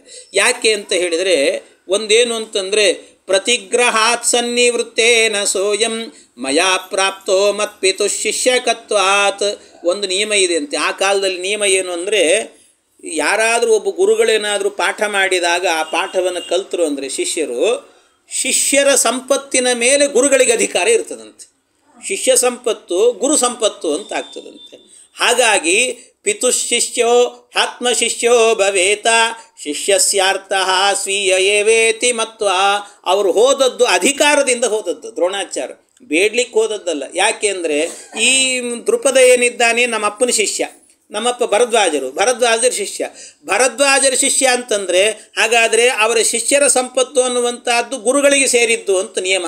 ಹಾಗಾಗಿ ಗುರುಗಳಿಗೆ ಸೇರಿದ್ದು ಅಂತ ಆದರೆ ಗುರುಗಳು ಯಾರವರು? ನಮ್ಮಪ್ಪ. ಹಾಗಾದ್ರೆ ನಮ್ಮಪ್ಪನಿಗೆ ಸೇರಿದ ಸಂಪತ್ತು ಅಂದರೆ ನನಗೆ ಸೇರಿದ್ದು ಅಂತ ಅರ್ಥ. ಹಾಗಾಗಿ ನನ್ನ ಸಂಪತ್ತನ್ನು ನಾನು ತಗೊಳ್ಳಿಕ್ಕೆ ಹೋಗ್ತೇನೆ ಅಂತ ದೃಪದನ ಬಳಿಗೆ ಹೋದದ್ದಾದ್ರಿಂದಾಗಿ ಅಪ್ರತಿಗ್ರಹ ಅನ್ನೋ ವ್ರತಕ್ಕೆ ಭಂಗ ಇಲ್ಲ ಅಂತ ಹೇಳ್ತಾರೆ. ಇದು ಮಧ್ವಾಚಾರ್ಯ ಕೊಡುವಂಥ ನಿರ್ಣಯಗಳಿವೆಲ್ಲವೂ ಕೂಡ. ಈ ಮತ್ತೆ ಅದನ್ನೇ ಹೇಳಿದ್ನಿಲ್ಲ, ಆ ಕಾಲದಲ್ಲಿದ್ದ ನಿಯಮ ಇದೆಲ್ಲವೂ ಕೂಡ. ಮತ್ತು ಈಗೆಲ್ಲ ಪಾಠ ಮಾಡಿದ ಗುರುಗಳು ನಿನ್ನ ಸಂಪತ್ತು ನಂದು ಅಂದರೆ ನೀನು ಬೇಡ, ನಿನ್ನ ಪಾಠನೂ ಬೇಡ ಅಂತ ಹೇಳ್ತಾರೆ, ಆಯಿತಾ? ಆದ್ದರಿಂದಾಗಿ ಅದು ಆ ಕಾಲದಲ್ಲಿತ್ತು ನಿಯಮ ಇವೆಲ್ಲವೂ ಕೂಡ ಅಂತ ಹೇಳ್ತಾರೆ. ಇಂಥದ್ದು ಆಗ ಅವ್ರು ಹೋದ್ರಂತೆ, ದೃಪದನ ಬಳಿಗೆ ಹೋದರು. ದೃಪದನ ಬಳಿಗೆ ಹೋಗಿ ಕೇಳಿದ್ರಂತೆ. ಹೊರಗಡೆ ಒಬ್ಬ ಸೈನಿಕ ನಿಂತಿದ್ದ, ವಾಚ್ಮೆನ್. ಆ ವಾಚ್ಮೆನ್ಗೆ ಹೇಳಿದ್ರಂತೆ ದ್ರೋಣಾಚಾರ್ಯ, ಒಳಗೆ ನಿಮ್ಮ ರಾಜನ ಕರಿ, ನಾನು ಅವನ ಕ್ಲಾಸ್ಮೇಟು, ನಾನು ಅವನು ಇಬ್ಬರು ಓದ್ಕೊಂಡಿದ್ವಿ, ಅವನು ಭೇಟಿ ಆಗಬೇಕು, ಹೋಗಿ ಕರಿ ನೀನು ಅಂತ ಹೇಳಿದ್ರಂತೆ.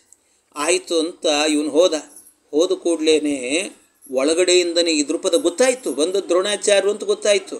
ಆದರೂ ಎಷ್ಟು ದುಷ್ಟತನವನ್ನು ಮೆರೆದ ಅಂದರೆ ಅವನು ಹೇಳಿದ್ನಂತೆ, ನ ನಿರ್ಧನೋ ರಾಜಸಖೋ ಭವೇತ ಯಥೇಷ್ಟತೋ ವಿಪ್ರಗಚ್ಚೇತಿ ದೈವಾತ್. ಬೇಕು ಅಂತಲೇ ಬಾಗಿಲು ಮುಂದೆ ಬಂದು ನಿಂತುಕೊಂಡು ಯಾರೋ ಒಬ್ಬ ನಿರ್ಧನಿಕ ದರಿದ್ರ ಬಡವ ಒಬ್ಬ ರಾಜನ ಸ್ನೇಹಿತ ಅಂದರೆ ನೀನು ಹೆಂಗೋ ನಂಬಿದಿ ಅಂತ ಕೇಳಿದ್ನಂತ. ವಾಚ್ಮ್ಯಾನ್ ಕೇಳಿದ್ನು, ನೀನು ಹೆಂಗೋ ನಂಬಿದಿ ಅವನ ನನ್ನ ಸ್ನೇಹಿತ ಅಂದರೆ? ನಾನೊಬ್ಬ ರಾಜ, ಅವನೊಬ್ಬ ಸಾಮಾನ್ಯ ವ್ಯಕ್ತಿ, ಯಾರೋ ಒಬ್ಬ ಬ್ರಾಹ್ಮಣ. ಇಂಥ ಬ್ರಾಹ್ಮಣರು ಬೇಕಾದಷ್ಟು ಮಂದಿ ಬರ್ತಿರ್ತಾರೆ, ಹೋಗಂತೇಳು, ಮುಂದಕ್ಕೆ ಹೋಗು ಅಂತ ಹೇಳು ಅಂತಂದು ನನ್ನ ಕನಸು. ಈ ಮಾತು ಹೇಳಬೇಕಾದ್ರೆ ಎಷ್ಟು ಅವಮಾನ ಆಗಲಿಕ್ಕಿಲ್ಲ ಹೇಳ್ರಿ ಅವರಿಗೆ. ಎಷ್ಟು ಅವಮಾನ ಆಯಿತು ಅಂದರೆ, ಇತೀರಿತೆ ಸ್ಯಾಶು ಬಭೂವ ಕೋಪ ಬಂತಂತವ್ರಿಗೆ, ಸಿಟ್ಟು ಬಂತು. ಎಂಥ ಸಿಟ್ಟು ಅಂದರೆ ತಡಿಲಿಕ್ಕಾಗಲಿಲ್ಲ ಅಂತವ್ರಿಗೆ. ನೋಡ್ರಿ, ನಿಜವಾಗಲೂ ಕೂಡ ಸಿಟ್ಟು ಬಿಡಬೇಕು ಅಂದರೆ ನಾವು ಹೇಳ್ತಿರ್ತೀವಿ, ಏನು ಅಂದರೆ ವ್ರತ ಮಾಡಿರಿ ಅಂತ ಹೇಳ್ತಿರ್ತೀವಿ. ವ್ರತ ಮಾಡಿರಿ, ಯಾಕೆ? ಉಪ್ಪು ಖಾರ ಎಲ್ಲ ತಿಂದರೆ ಸಿಟ್ಟು ಬರ್ತದೆ. ಆದರೆ ಇವರು ಮೊದಲಿಂದ ವ್ರತ ಮಾಡಿದವರು, ಶಿಲೋಂಚ ವೃತ್ತಿ ಮಾಡಿದವರು, ಮತ್ತೆ ಯಾಕೆ ಬಂತು ಇವ್ರಿಗೆ ಸಿಟ್ಟು? ವ್ರತದಲ್ಲೇ ಇದ್ರಿ ಇವರು, ಶಿಲೋಂಚ ವೃತ್ತಿ ವ್ರತದಲ್ಲೇ ಇದ್ದವರು, ಅವರಿಗೂ ಸಿಟ್ಟು ಬಂತಲ್ಲ. ಯಾಕೆ ಅಂತಂದರೆ ಇದರ ಮೇಲೆ ಮಧ್ವಾಚಾರ್ಯ ನಿರ್ಣಯವನ್ನು ಕೊಡ್ತಾರೆ. ಏನು ಅಂದರೆ, ಜಿತೇಂದ್ರಿಯಸ್ಯಾಪಿ ಮುನೇರ್ ಹರಿಚ್ಛಯ. ಹರಿ ಇಚ್ಛೆ ಅಂತೆ. ಜಿತೇಂದ್ರಿಯ, ಅವನು ನಿಜವಾಗ್ಲೂ ಇಂದ್ರಿಯಗಳನ್ನು ಗೆದ್ದಿದ್ದ, ಆದರೂ ಕೂಡ ಆ ಮುನಿಗೆ ಹರಿಯ ಇಚ್ಛೆ ಎನ್ನುವಂಥದ್ದಿದೆಯಲ್ಲ, ಹರಿ ಇಚ್ಛೆಯಿಂದಲೇ ಕೋಪ ಬಂತಂತವ್ರು. ಭಗವದಿಚ್ಛೆ ಅಂದ್ಕೊಳ್ತೀವಿ, ನಾವು ಅಂದ್ಕೊಳ್ತೀವಿ ಮನುಷ್ಯ ಏನು ಬೇಕಾದರೂ ಸಂಕಲ್ಪ ಮಾಡ್ತಿರ್ತಾನೆ, ಹಂಗಾಗಲಿ ಹಿಂಗಾಗಲಿ ಅಂತ. ನಾವು ಏನು ಅಂದ್ಕೊಂಡ್ರು ನಡೀತದೆ ಅದೆಲ್ಲವೂ ಕೂಡ. ಹಂಗೆ ನಮ್ಮ ಮನಸ್ಸಿಗೆ ಬಂದದ್ದು ನಡೀಲಿ ಅಂತ ಅನ್ಕೋಬಾರ್ದು. ದೇವರೇ ನೀನು ನಡೆಸಿ ಕೊಡು ಅಂತ ಕೇಳಬೇಕಷ್ಟೆ. ನೀನೇನು ಅಂದ್ಕೊಂಡಿದ್ದಿ ಅದು ನಡೀಲಿ ಅಂತ ಅನ್ಬೇಕಷ್ಟೆ. ದೇವರನ್ನು ಕೇಳ್ಕೋಬೇಕು. ಯಾಕೆ? ಹರಿಚಿತ್ತ ಸತ್ಯ ಹರಿಚಿತ್ತ, ನರಚಿತ್ತಕ್ಕೆ ಬಂದದ್ದು ಲವಲೇಶ ನಡೆಯೋದಿಲ್ಲ ಅಂತ. ಅದರಿಂದ ಎಲ್ಲ ಅವನಿಚ್ಛೆಗೆ ಬಂದಂತೆ. ಅದರಿಂದ ಹರಿಚ್ಛಯ, ಜಿತೇಂದ್ರಿಯಸ್ಯಾಪಿ ಮುನೇರ್ ಹರಿಚ್ಛಯ, ಹರಿಯ ಇಚ್ಛೆಯಿಂದಾಗಿ ಅವರಿಗೆ ಕೋಪ ಬಂತು. ಕೋಪ ಬಂದು ಕೂಡಲೇ ಸಿಟ್ಟಿನಿಂದ ಒಂದು ಮಾತನ್ನು ಹೇಳಿದರು ನೋಡ್ರಿ. ಸೋಯಂ ಪಾಪೋ ಮಾಮವಜ್ಞಾಯ ಮೂಢೋ ದುಷ್ಟಂ ವಚೋ ಶ್ರಾವಯದಸ್ಯ ದರ್ಪಂ. ಇಷ್ಟು ದರ್ಪದಿಂದ ನಾನು ಎದರಲ್ಲಿ ಮಾತಾಡ್ತಾ ಇದ್ದೀಯಲ್ಲ, ನಿನಗೆ ಇವತ್ತೇ ಚಾಲೆಂಜ್ ಮಾಡ್ತೇನೆ ನೋಡು ಅಂತ ಹೇಳಿದ್ರಂತೆ. ಚಾಲೆಂಜ್ ಮಾಡ್ತೀನಿ ನಿನಗೆ ಅಂತ ಸವಾಲೆಸದ್ರಂತೆ ದ್ರೋಣಾಚಾರ್ಯರು. ಸವಾಲೆಸದು ಹೇಳುತ್ತಾ ಇದ್ದಾರೆ, ಹನಿಶ್ಚಯ ಇತ್ಯೇವ ಮತಿಂ ವಿದಾಯ ಯಯೌ ಕುರುನ್ ಶಿಷ್ಯತಾಂ ನೇತುಮೇತಾನ್. ಹನಿಶ್ಚಯ ಇತ್ಯೇವ ಮತಿಂ ವಿದಾಯ, ನೀನು ಇವತ್ತಲ್ಲ ನಾಳೆ ನನ್ನ ಪಾದಕ್ಕೆ ಬಂದು ನಿನ್ನ ಪ್ರಾಣಭಿಕ್ಷೆಯನ್ನು ಕೇಳಬೇಕು, ಹಾಗೆ ಮಾಡ್ತೀನಿ ನಿನಗೆ ಅಂತಂದ್ರಂತೆ ದ್ರೋಣಾಚಾರ್ಯ. ಒಂದು ದಿವಸ ಬ್ರಾಹ್ಮಣರನ್ನ ಎದುರಾಕೊಳ್ಳಿಕ್ಕೆ ಹೋಗಬಾರ್ದು. ಅವರಿಗೆ ತಾಕತ್ತಿಲ್ಲ, ಬರೀ ಅನ್ನ ಸಾರು ತಿಂದಿರ್ತಾರೆ ಅಂತ ಅನ್ಕೊಂಡ್ಬಿಡ್ಬೇಡ್ರಿ. ಅವರು ಒಂದು ಮಾತಾಡಿದರು ಅಂತಾದರೆ ಮುಗೀತು ಅಂತ ಅರ್ಥ, ಮುಗದೆ ಹೋಯ್ತು, ಕುಲಕೋಟಿ ನಾಶ ಆಗಿಬಿಡ್ತದಂತೆ. ಆದ್ದರಿಂದ ಬ್ರಾಹ್ಮಣರನ್ನು ತಡವಲಿಕ್ಕೆ ಹೋಗಬಾರ್ದು ಅಂತ ಹೇಳ್ತಾರೆ. ಅವನು ಹೇಳಿದರು ಬ್ರಾಹ್ಮಣರಿಗೆ ಇಂಥ ಸಿಟ್ಟು ಬರುವಂತೆ. ಅಂಥ ವ್ರತವನ್ನು ಮಾಡಿದಂಥ ಮಹಾತ್ಮರು ಹೇಳಿದ ಕೂಡಲೇ, ಹನಿಶ್ಚಯ ಇತ್ಯೇವ, ನಿನ್ನ ದರ್ಪವನ್ನು ಇಳಿಸ್ತೀನಿ, ನಿನ್ನನ್ನು ಕೊಲ್ತೀನಿ, ನಿನಗೆ ಅವಮಾನ ಆಗಬೇಕು. ಮನುಷ್ಯ ಸಾಯಬೇಕು ಅಂದರೆ ಅವಮಾನ ಆದರೆ ಇದಕ್ಕಿಂತ ಇನ್ನೇನು, ನನ್ನ ಪಾದಕ್ಕೆ ಬೀಳಬೇಕು, ನೀನು ಹಾಗೆ ಮಾಡ್ತೀನಿ ನೋಡು ಅಂತ ಆ ರೀತಿ ಹೇಳಿದ್ರಂತೆ. ಅಷ್ಟು ಹೇಳಿ ಅಲ್ಲಿಂದ ಹೊರಟು ಹೋಗಿಬಿಟ್ರಂತೆ. ಇರಲಿಲ್ಲ, ಒಂದು ಕ್ಷಣ ಇರಲಿಲ್ಲ, ಭಾಳ ಅವಮಾನ ಆಯಿತು ಅಂತ ಹೊರಟು ಬಿಟ್ರಂತೆ. ಹಸ್ತಿನಾವತಿಗೆ ಬಂದ್ರಂತೆ.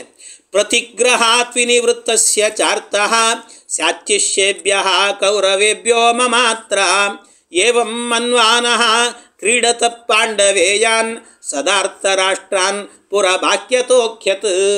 ಈ ದೃಪದನನ್ನು ಹೊಡಿಬೇಕು ಅಂದರೆ ಪಾಂಡವರ ಕೈಯಿಂದ ಮತ್ತು ಏನು ಕುರುದೇಶದ ರಾಜರಿದ್ದಾರೆ ಹುಡುಗರು, ಅವ್ರ ಕೈಯಿಂದ ಹೊಡೆಸಬೇಕು ಅಂತ ತೀರ್ಮಾನ ಮಾಡಿಕೊಂಡ್ರು. ಅವರನ್ನು ಶಿಷ್ಯರನ್ನಾಗಿ ಮಾಡಿಕೊಳ್ಬೇಕು ಅಂತ ಇಷ್ಟು ಮನಸ್ಸಿನಲ್ಲೇ ಅಂದ್ಕೊಂಡು ಹೊರಟ್ರಂತೆ. ಅವರು ಹೊರಟಾಗ ಹಸ್ತಿನಾವತಿಗೆ ಬರ್ತಾ ಇದ್ದಾರೆ. ಆ ಹಸ್ತಿನಾವತಿಗೆ ಬರ್ತಾ ಇದ್ದಂತೆಯೇ ಏನಾಯ್ತಂತೆ, ಅಲ್ಲೇ ಈ ಹುಡುಗರೆಲ್ಲ ಆಟ ಆಡ್ತಾ ಇದ್ರಂತೆ. ಈ ದುರ್ಯೋಧನ, ದುಶ್ಯಾಸನ ಎಲ್ಲರೂ, ಧರ್ಮರಾಜ, ಅರ್ಜುನ ಎಲ್ಲರೂ ಆಟ ಆಡ್ತಾ ಇದ್ರು, ಚೆಂಡಾಟ ಆಡ್ತಿದ್ರಂತೆ. ಅವರು ಚೆಂಡಾಟವನ್ನು ಆಡ್ತಾ ಇದ್ದಾಗ ಆ ಚೆಂಡ ಏನಾಯ್ತಂತೆ, ಇದ್ದಕ್ಕಿದ್ದಾಗೆ ಹತ್ತಿರದಲ್ಲೇ ಒಂದು ಪಾಳು ಬಾವಿ ಇದ್ದಂತೆ, ಆಳವಾದ ಬಾವಿ, ಅದು ಹಾಳು ಬಿದ್ದಿತ್ತಂಥದ್ದು. ಯಾರು ಇಳಿಲಿಕ್ಕಾಗ್ತಿರಲಿಲ್ಲ, ಒಳಗೆ ಹೋದ್ರಂದ್ರೆ ಉಸಿರುಗಟ್ಟೆ ಸಾಯ್ಬೇಕಲ್ಲಿ, ಅಂಥ ಒಂದು ಬಾವಿ ಅದು. ಆ ಬಾವಿಯಲ್ಲಿ ಅಕಸ್ಮಾತ್ ಚೆಂಡು ಹೋಗಿ ಬಿದ್ದುಬಿಡ್ತಂಥದ್ದು. ಆ ಚೆಂಡು ಬಿದ್ದೋಯ್ತು. ವಿಕ್ರೀಡತೋ ಧರ್ಮಸುನೋಸ್ತದೈವ ಸಹಾಂಗುಲೀಯೇನ ಚ ಕಂದುಕೋಪತತ್. ಅದಕ್ಕೇನಾಯ್ತಂತೆ, ಬಾವಿಯಲ್ಲಿ ಚೆಂಡು ಬಿತ್ತು. ಚೆಂಡು ಬಿತ್ತಲ್ಲ ಅಂತ ಒಂದು ಸರ್ತಿ ಬಗ್ಗಿ ನೋಡಬೇಕು ಅಂತ ಈ ಧರ್ಮರಾಜ ಏನು ಮಾಡಿದ, ಹೋಗಿ ಬಗ್ಗಿ ನೋಡಿದ್ನಂತ ಒಂದು ಸರ್ತಿ. ಅದನ್ನು ಬಗ್ಗಿ ನೋಡ್ಬೇಕಾದ್ರೆ ಅವ್ನ ಕೈಯಲ್ಲಿ ಒಂದು ಉಂಗುರ ಇತ್ತು, ಅವ್ರ ಅಮ್ಮ ಕೊಟ್ಟಿದ್ದು, ಭಾಳ ಚೆನ್ನಾಗಿತ್ತಂತೆ. ಆ ಉಂಗುರನೂ ಬಿದ್ದು ಹೋಗಿಬಿಡ್ತು. ಉಂಗ್ರನೂ ಬಿದ್ದೋಯ್ತು. ಈ ಧರ್ಮರಾಜನಿಗೆ ಗೋಳು, ಅಯ್ಯೋ ನಮ್ಮಮ್ಮ ಕೊಟ್ಟಿದ್ದು ಎಲ್ಲಿ ಹೋಯ್ತೋ ಏನೋ ಅಂತ ಅದನ್ನು ತಗೋಬೇಕು ಅಂತ ಭಾಳ ಪ್ರಯತ್ನ. ಆದರೆ ಆಳವಾದ ಬಾವಿ ಯಾರಿಗೂ ಇಳಿಲಿಕ್ಕೆ ಧೈರ್ಯ ಇಲ್ಲ. ಏನು ಮಾಡಬೇಕು? ಬಾಲು ಹೋಯ್ತು, ಚೆಂಡು ಹೋಯ್ತು, ಈ ಕಡೆ ಉಂಗ್ರನೂ ಹೋಯ್ತು, ಏನು ಮಾಡೋದು ಅಂತ ಇಷ್ಟೆಲ್ಲ ಒದ್ದಾಡ್ತಾ ಇದ್ದಾರಂತೆ. ಆಗ ಅಷ್ಟು ಇವರೆಲ್ಲ ಹೇಳ್ತಾ ಇರಬೇಕಾದ್ರೆ ಹಂಗೆ ಅವರಲ್ಲಿ ಯಾರಿಗೂ ಸಾಮರ್ಥ್ಯ ಇಲ್ವಾ ಅಂದರೆ ಅಲ್ಲಿ ಏನಾಯ್ತಂತೆ, ಭೀಮಸೇನ ದೇವರು ಬಂದ್ರಂತೆ. ಭೀಮ ಹೇಳಿದ್ನಂತೆ, ನಿಷ್ಪತ್ಯ ಚೋದೃತ್ಯ ಸಮುತ್ಪತಿಷ್ಯೆ ಕುಪಾದ ಮುಷ್ಮಾತ್ ಪೃಷನೀಚದಾಪಿ ಸಾ. ಅದಕ್ಕೆ ಹೇಳ್ತಾರೆ ಭೀಮಸೇನ ದೇವರು, ನೋಡು ನೀನೇನು ಯೋಚನೆ ಮಾಡಬೇಡ, ಒಳಗೆ ಆಳದಲ್ಲಿದೆ ಅಂತ ಹೇಳ್ತಿದ್ದೆ ಅಂತ ಯೋಚನೆ ಮಾಡ್ತಿದ್ದೆ, ಏನು ಯೋಚನೆ ಮಾಡಬೇಡ. ನಿಷ್ಪತ್ಯ ಚೋದೃತ್ಯ, ಒಂದು ಸರ್ತಿ ಹಿಂಗೆ ಹಾರ್ತೀನಿ ಮತ್ತು ಮೇಲೆ ಹಾರ್ತೀನಿ ನಾನು ಅಂತಂದ್ರಂತೆ. ಒಳಗೆ ಹೋಗ್ತೀನಿ, ಚೆಂಡು ಉಂಗುರ ಎರಡೂ ಕೂಡ ಒಂದೇ ಕ್ಷಣದಲ್ಲಿ ಹಾರಿ ಮೇಲೆ ತರ್ತೀನಿ. ಯಾಕೆ ಇಷ್ಟು ದುಃಖ ಪಡ್ತಾ ಇದ್ದೀನಿ ಅಣ್ಣ ಅಂತ ಹೇಳಿದ್ನಂತೆ ಧರ್ಮರಾಜನಿಗೆ. ನೀನು ಯಾಕೆ ಇಷ್ಟು ದುಃಖ ಪಡ್ತಾ ಇದ್ದಿ? ಹಾಗೆಲ್ಲ ಬೇಡ, ನೀನೇನು ಯೋಚನೆ ಮಾಡಬೇಡ ಅಂತ. ಸಕಂದುಕಾಂ ಮುದ್ರಿಕಾಂ ಪಶ್ಯತಾದ್ಯ ಸರ್ವೇ ಕುಮಾರ ಇತಿ ವೀರ್ಯ ಸಂಶ್ರಯಾತ್. ಈ ಮಾತನ್ನು ಹೇಳ್ತಾ ಇದ್ದಂತೇನೆ ಎಲ್ಲರೂ ಗಾಬರಿಯಾಗಿ ನೋಡಿದ್ರಂತೆ ಭೀಮನನ್ನು. ಒಂದು ಸರ್ತಿ ಏನು ಭೀಮ ಮಾಡಿದ್ರು ಮಾಡ್ಯಾನೆ ಇವನು ಅಂತ ಅಂದ್ಕೊಂಡ್ರಿಲ್ಲ. ಆ ಬಾವಿಯಲ್ಲಿ ಹಾರ್ಲಿಕ್ಕೆ ಯಾರೂ ಧೈರ್ಯ ಮಾಡ್ತಿರ್ಲಿಲ್ಲ, ಅಂಥ ಬಾವಿ ಅದು. ಅದಕ್ಕೆ ಇದನ್ನು ಮಾಡ್ತೇನೆ ಅಂತ ಹೇಳ್ತಾ ಇದ್ದಂತೇನೆ ಇದ್ದಕ್ಕಿದ್ದಾಗೆ ಅಲ್ಲಿಗೆ ದ್ರೋಣಾಚಾರ್ಯ ಬಂದ್ರಂತೆ. ತದಾ ಕುಮಾರಾನ್ ಅವದತ್ ಸ ವಿಪ್ರೋ ದಿಗಸ್ತ್ರ ಬಾಕ್ಯಾಂ ಭವತಾಂ ಪ್ರವೃತ್ತಿಂ. ಅವ್ರು ಹೇಳಿದ್ರಂತೆ, ನೀವೆಲ್ಲ ಕ್ಷತ್ರಿಯರ ನೀವು ಅಂದ್ರಂತೆ. ಕ್ಷತ್ರಿಯರ ನೀವೆಲ್ಲರೂ ಕೂಡ, ಇಷ್ಟು ಕ್ಷತ್ರಿಯ ವಂಶದಲ್ಲಿ ಬಂದವರು ಒಂದು ಚೆಂಡು ಒಳಗೆ ಬಿದ್ದರೆ ನಿಂತ ಜಾಗದಿಂದ ತೆಗಿಲಿಕ್ಕಾಗಲ್ಲ. ಯಾರೋ ಹೇಳ್ತಿದ್ದೀರಿ ಒಳಗೆ ಹಾರ್ತೀನಿ ಮೇಲೆ ಮತ್ತೆ ಹಾರಿ ಬರ್ತೀನಿ ಅಂತ ಹೇಳ್ತಿದ್ದೀರಿ, ಅದೆಲ್ಲ ಕ್ಷತ್ರಿಯ ಮಾಡುವಂಥದ್ದು. ಯಾರಾದರೂ ಕೂಡ ಹೆಂಗಿರಬೇಕು, ನಿಂತ ಜಾಗದಲ್ಲೇ ಅದನ್ನು ತರಬೇಕು, ಹಂಗೆ ಮಾಡಬೇಕು ನೀವೆಲ್ಲ ಅಂತಂದ್ರಂತೆ. ಅಂದರೆ ಭೀಮಸೇನ ದೇವರಿಗೆ ಅವಮಾನ ಮಾಡ್ತಿದ್ದಾರೆ ಅಂತ ತಿಳ್ಕೊಂಬಿಡ್ಬೇಡ್ರಿ. ಮತ್ತೆ ಭೀಮಸೇನ ದೇವರಿಗೆ ಅವಮಾನ ಅಲ್ಲ ಇದು. ಮತ್ತೇನು ಅಂತಂದರೆ ಭೀಮಸೇನ ದೇವರ ಸಾಮರ್ಥ್ಯ ಇದೆ. ಇಲ್ಲಿ ಇಷ್ಟೇ ಉದ್ದೇಶ ಏನು ಅಂತಂದರೆ ದ್ರೋಣಾಚಾರ್ಯರ ಸಾಮರ್ಥ್ಯ ಗೊತ್ತಾಗಬೇಕು. ಅದಕ್ಕೋಸ್ಕರ ಈ ಮಾತನ್ನು ಹೇಳಿದ್ದು. ಭೀಮಸೇನಿಗೆ ಎಲ್ಲ ಸಾಮರ್ಥ್ಯವೂ ಕೂಡ ಇದೆ. ಅವನಿಗೆ ಹಾಗೆ ನಿಂತು ತರಿಸ್ತಾನೆ, ಅದನ್ನು ಒಳಗಿಂದಲೇ ಗಾಳಿ ಬೀಸಿ ಮೇಲೆ ಹಾರಿ ಬರುವಂತೆ ಮಾಡುತ್ತಾನೆ, ಎಲ್ಲ ಮಾಡುತ್ತಾನೆ.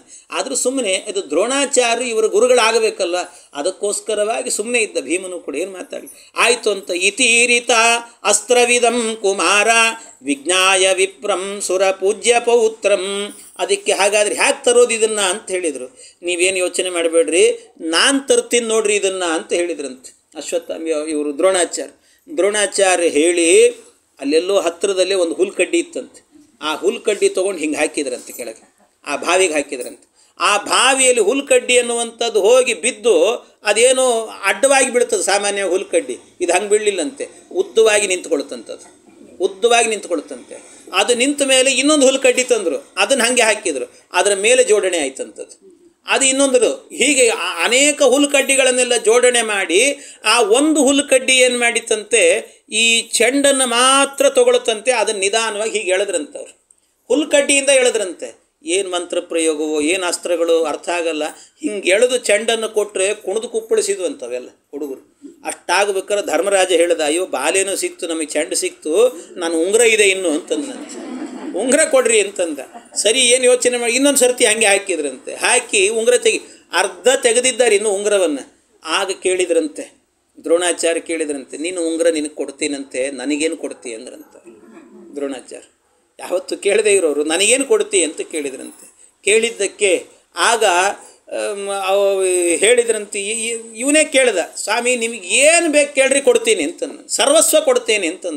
ಸರ್ವಸ್ವ ಕೊಡ್ತೇನೆ ಅಂತಂದಾಗ ಆಗ ಇವರು ಹೇಳಿದ್ರಂತೆ, ಏನು ನನಗೇನು ಬೇಡ, ಯಥೇಷ್ಟ ವಿತ್ತಾಶನಪಾನಮಸ್ಯ ಧರ್ಮಾತ್ಮಜ ಪ್ರತಿ ಜಜ್ಞೇಸು ಶೀಘ್ರಂ ತಥೈವ ತೇನೋದ್ಧೃತ ಮಂಗುಲೀಯಂ ತ್ರಿವರ್ಗ ಮುಖ್ಯಾತ್ಮಜ ವಾಕೃತೋನು.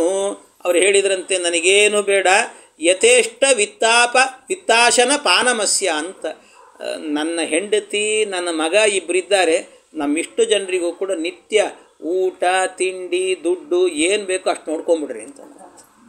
ನನ್ನ ಮಗ ಹಾಲೊಂದು ಕೇಳಿದ್ದಾನೆ, ಎಷ್ಟು ಕುಡಿತಾನೋ ಗೊತ್ತಿಲ್ಲ, ಅವನು ಎಷ್ಟು ಕುಡಿತಾನೋ ಅಷ್ಟು ಕೊಟ್ಬಿಡ್ರಿ ದಿವಸ ಅಂತಂದಂತೆ. ಅದು ನಿತ್ಯ ಕೊಡಬೇಕು ನೀವು ಅಂತ ಹೇಳಿದಾಗ ಧರ್ಮಾತ್ಮಜ ಪ್ರತಿ ಜಜ್ಞೇಸು ಶೀಘ್ರಂ. ಕ್ಷಣ ಮಾತ್ರದಲ್ಲೇ ಈ ಯುಧಿಷ್ಠಿರ ಏನು ಮಾಡಿದಂತೆ, ಆಯಿತು ಅಂತ ಪ್ರತಿಜ್ಞೆ ಮಾಡೇ ಬಿಟ್ಟಂತೆ. ನಾವು ಕೊಡ್ತೀವಿ ನಿಮಗೆ ಅಂತಂದಂತೆ. ನಿಮ್ಮಂಥ ಬ್ರಾಹ್ಮಣರನ್ನು ಸಾಕೋ ಯೋಗ ಬಂತಲ್ಲ ನಮಗೆ, ಸಾಕು ನಮಗೆ ಜನ್ಮಕ್ಕೆ ಅಂತ ಅಂದ್ಕೊಂಡು ಕೊಡ್ತೀವಿ ಅಂತ ಹೇಳೇ ಬಿಟ್ಟನಂತೆ. ತಥೈವ ತೇನೋ ಧೃತ ಮಂಗುಲೀಯಂ, ಆಯಿತು ಅಂತ ಅವಾಗ ಇವರು ಕೂಡ ಅವನ ಉಂಗುರವನ್ನು ತೆಗೆದು ಕೊಟ್ರಂತೆ. ಇಷ್ಟೆಲ್ಲ ಆದಮೇಲೆ ಆವಾಗ ಇವ್ರಿಗೆ ಸಂಶಯ ಬಂತಂತೆ, ಅಲ್ಲ ಇಷ್ಟೇನೋ ಆಗೋಯ್ತು, ದ್ರೋಣಾಚಾರ್ಯ ಬಂದರು ಮಾಡಿದರು, ಇದನ್ನೆಲ್ಲ ಕೊಟ್ಟರು ಹೋದರು. ಆವಾಗ ಇವ್ರಿಗೆ ನೆನಪು, ಇವ್ರು ಯಾರು ಅಂತ ಗೊತ್ತಿಲ್ಲಲ್ಲ, ಪರಿಚಯನೇ ಇಲ್ಲಲ್ಲ, ಎಲ್ಲ ಮಾತು ಕೊಟ್ಟವಿ ಇಲ್ಲ ಅಂತ ಅನಿಸಿ ಆವಾಗ ಕೇಳಿದ್ರಂತೆ, ಪಪ್ರಚುರೇನಂ ಸಹಿತ ಕುಮಾರಾಹ ಕೋಸೀತಿ ಸೋಪ್ಯಾಹ ಪಿತಾಮಹೋನಃ. ಆಗ ಕೇಳಿದ್ರಂತೆ, ಯಾರು ನೀವು ಅಂತ ಕೇಳಿದ್ರಂತೆ ದ್ರೋಣಾಚಾರ್ಯ. ಯಾರು ನೀವು ಅಂತ ಕೇಳಿದರೆ ಆಗ ಅಲ್ಲೇ ಇದ್ದಂಥ ಭೀಷ್ಮಾಚಾರ್ಯ ಏನು ಮಾಡ್ತಾರೆ ಅಂದರೆ, ಅವರು ಬಂದ್ರಂತೆ, ಬಂದು ಹೇಳ್ತಾ ಇದ್ದಾರೆ, ನಿಮ್ಮ ತಾತ ಅಂತ ಹೇಳಿದ್ರಂತೆ. ನಿಮ್ಮ ತಾತ ಅಂತ ಅಂದರೆ ತಾತನ ವಯಸ್ಸಿನವರು, ಅಂದರೆ ಭೀಷ್ಮಾಚಾರ್ಯರ ವಯಸ್ಸಿನವರು ಇವರೆಲ್ಲರೂ ಕೂಡ ಅಂತ. ಅದರಿಂದ ನಿಮ್ಮ ತಾತ ಅಂತ. ವಕ್ತೇತಿತೆ ದುದ್ರುವುರಾಶು ಭೀಷ್ಮಂ ದ್ರೋಣೋಯಮಿತ್ಯೇವ ಸತಾಂಸ್ತತೋಚೆ. ಆಗ ಭೀಷ್ಮಾಚಾರ್ಯರು ಬಂದು, ನನ್ನಂತೆ ಅವನು ಕೂಡ ನಿಮ್ಮ ತಾತ ನಾನು ಹೇಗೋ ಹಾಗೆ ಅವರು ಕೂಡ ನನ್ನ ವಯಸ್ಸಿನವರು, ನನ್ನ ಸ್ನೇಹಿತರಿವರು ಅಂತ ಇಷ್ಟು ಹೇಳಿದ್ರಂತೆ. ಹೇಳಿದ ಕೂಡಲೇ ನರಾಜಗೆ ಹಂಸ ಕದಾಚಿದೇತಿ ತೇನಾ ದೃಷ್ಟ ಸಕುಮಾರೈ ಪುರಾತಃ. ಆಗ ದ್ರೋಣಾಚಾರ್ಯರು ಇನ್ನೇನು ಹೊರಡ್ತಾ ಇದ್ದರೆ ಆ ದ್ರೋಣಾಚಾರ್ಯಗೆ ಹೇಳಿದ್ರಂತೆ, ದ್ರೋಣಾಚಾರ್ಯ ಈಗಾಗಲೇ ನಿಮ್ಮ ಅಸ್ತ್ರಪ್ರಯೋಗದ ಮಹಿಮೆಯನ್ನು ನೋಡಿದ್ದಾರೆ ನಮ್ಮ ಹುಡುಗರೆಲ್ಲರೂ ಕೂಡ, ಅದಕ್ಕೆ ಹಾಗೂ ನಮ್ಮ ಹುಡುಗರೀಗ ಅದನ್ನೆಲ್ಲ ಕಲಿಬೇಕು, ಅದಕ್ಕೆ ನಿಮ್ಮ ಶಿಷ್ಯರೇ ಆಗಿಬಿಡ್ತಾರೆ, ನೀವು ಅವ್ರನ್ನ ಸ್ವೀಕಾರ ಮಾಡಿರಿ ಅಂತ ಭೀಷ್ಮಾಚಾರ್ಯ ಹೇಳಿದ್ರಂತೆ. ಹೇಳಿದ ಕೂಡಲೇ ಆಯಿತು ಅಂತ ಭೀಷ್ಮಾಚಾರ್ಯರು ಮತ್ತು ದ್ರೋಣಾಚಾರ್ಯರು ಇವರ ಹತ್ರ ಅನೇಕ ಶಾಸ್ತ್ರ ವಿಚಾರಗಳನ್ನು, ಇಬ್ಬರು ಅವರು ಸ್ನೇಹಿತರೆ, ಅನೇಕ ಶಾಸ್ತ್ರ ವಿಚಾರಗಳು ಅವರೂ ಮಾಡ್ತಿದ್ರಂತೆ ಅನೇಕ ಬಾರಿ. ಅವರ ಹತ್ರ ಇವರು ವಿಶೇಷವಾಗಿ ಎಲ್ಲವನ್ನೂ ಕೂಡ ಕಲ್ತರು ಅಂತ. ಶ್ರುತ್ವಾ ವೃದ್ಧಂ ಕೃಷ್ಣವರ್ಣಂ ದ್ವಿಜಂ ತಂ ಮಹಾಸ್ತ್ರ ವಿದ್ಯಾಮಪಿ ತಾಂ ಮಹಾಮತಿ ದ್ರೋಣಂ ಜ್ಞಾತ್ವಾ ತಸ್ಯ ಶಿಷ್ಯತ್ವ ಏತಾನ್ ದದೌ ಕುಮಾರಾಂಸ್ತತ್ರ ಗತ್ವಾ ಸ್ವಯಂ ಚ. ಎಲ್ಲರೂ ಕಲ್ತರು, ಆದರೆ ಭೀಮಸೇನ ದೇವರು ಮಾತ್ರ ಕಲಿತಿರ್ಲಿಲ್ಲಂತೆ. ಮತ್ತು ಆಗಲೇ ಹೇಳಿದ್ನಲ್ಲ, ಆ ಅಸ್ತ್ರದಿಂದಾಗಿ ಚೆಂಡನ್ನು ಮೇಲೆತ್ತಿದ್ರು. ಭೀಮನೇ ಮಾಡ್ಬೋದಿತ್ತಲ್ಲ, ನಿಮಗೆ ಅದು ಗೊತ್ತಿಲ್ಲ ಅಂತಂದರು. ನಿಜವಾಗ್ಲೂ ಯಾಕೆ ಮಾಡಲಿಲ್ಲ ಅಂದರೆ, ಆಚಾರ್ಯ ಹೇಳುವಂಥ ನಿರ್ಣಯ ಏನು ಅಂದರೆ, ಅವ್ರು ಹೇಳ್ತಾರೆ, ಭೀಮ ಯಾವತ್ತೂ ಕೂಡ ಅಸ್ತ್ರಪ್ರಯೋಗವನ್ನು ಮಾಡ್ತಿರ್ಲಿಲ್ಲಂತೆ. ಯಾಕೆ ಮಾಡ್ತಿರ್ಲಿಲ್ಲ ಅಂದರೆ, ಅಸ್ತ್ರಪ್ರಯೋಗ ಅಂದರೆ ಬಾಣಪ್ರಯೋಗವನ್ನು ಮಾಡೋದು ಅಂತಂದರೆ, ಬಾಣಕ್ಕೆ ಒಬ್ಬ ಅಭಿಮಾನಿ ದೇವತೆ ಇರ್ತಾರಂತೆ. ಆ ಅಭಿಮಾನಿ ದೇವತೆಯನ್ನು ಸ್ಮರಣೆ ಮಾಡಿಕೊಂಡು ಅದನ್ನು ಪ್ರಯೋಗ ಮಾಡಬೇಕು. ಆದರೆ ಭೀಮಸೇನ ದೇವರು ಎಂಥವರು ಅಂತಂದರೆ, ಯಾವ ಅಭಿಮಾನಿಗಳನ್ನು ಕೂಡ ಸ್ಮರಣೆ ಮಾಡೋದಿಲ್ಲ ಅವರು ಯಾವತ್ತೂ ಕೂಡ. ಯಾಕೆಂದರೆ ಹಾಡಿದರೆ ಎನ್ನೊಡೆಯನ್ನು ಹಾಡೋದು ಅಷ್ಟೇ, ದೇವರನ್ನು ಬಿಟ್ಟರೆ ಮತ್ತೆ ಯಾರನ್ನು ಪ್ರಾರ್ಥನೆ ಮಾಡಲ್ಲ. ಹಾಗಾಗಿ ಭೀಮಸೇನ ದೇವರು ಈ ಹುಲ್ಕಡ್ಡಿ ಹಾಕಿ ಮಾಡಿ ಇದನ್ನೆಲ್ಲ ಮಾಡಲಿಕ್ಕೆ ಬರಲ್ಲ ಅಂತಿಲ್ಲ, ಬರ್ತದೆ. ಆದರೆ ಅದನ್ನೆಲ್ಲವನ್ನು ಕೂಡ ಬೇರೆ ಇತರೆ ದೇವತೆಗಳನ್ನು, ಅನ್ಯ ದೇವತೆಗಳನ್ನೆಲ್ಲರನ್ನು ಕೂಡ ಉಪಾಸನೆ ಮಾಡಬೇಕಾಗ್ತದೆ. ಅದನ್ನು ಮಾಡಬಾರ್ದು ಅನ್ನೋದಕ್ಕೋಸ್ಕರವಾಗಿ ಮಾಡ್ತಿರ್ಲಿಲ್ಲಂತೆ. ಈ ರೀತಿ ಅಂತ ತಿಳ್ಕೋಬೇಕು. ಹಾಗಾಗಿ ಭೀಮಸೇನ ದೇವರಿಗೆ ಸಾಮರ್ಥ್ಯ ಇಲ್ಲ ಅಂತ ತಿಳಿಬಾರದು ಅಂತ ಮಧ್ವಾಚಾರ್ಯ ನಿರ್ಣಯ ಕೊಡ್ತಾರೆ. ಆಮೇಲೆ ಉಳಿದವರೆಲ್ಲರೂ ಕೂಡ ಶಿಷ್ಯರಾದರಂತೆ. ಶಿಷ್ಯರಾದಾಗ ಎಲ್ಲರೂ ಕೂಡ ಪಾಠಗಳನ್ನೆಲ್ಲವನ್ನು ಕೂಡ ಕಲಿತಾರೆ.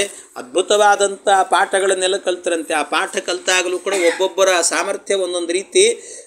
ಅದರಲ್ಲಿ ವಿಶೇಷವಾಗಿ ಅತ್ಯಂತ ಪ್ರೀತಿ ಪಾತ್ರನಾದ ಶಿಷ್ಯ ಯಾರು ಅಂತಂದರೆ ಅರ್ಜುನನೇ ಆಗಿದ್ದಂತೆ. ಅರ್ಜುನ ಭಾರಿ ಪ್ರೀತಿ ಶಿಷ್ಯ ಆಗಿದ್ದಂತೆ. ಅವರ ಪಾಠಗಳು ಅವು ಎಲ್ಲ ಭಾಳ ಚೆನ್ನಾಗಿರ್ತದೆ.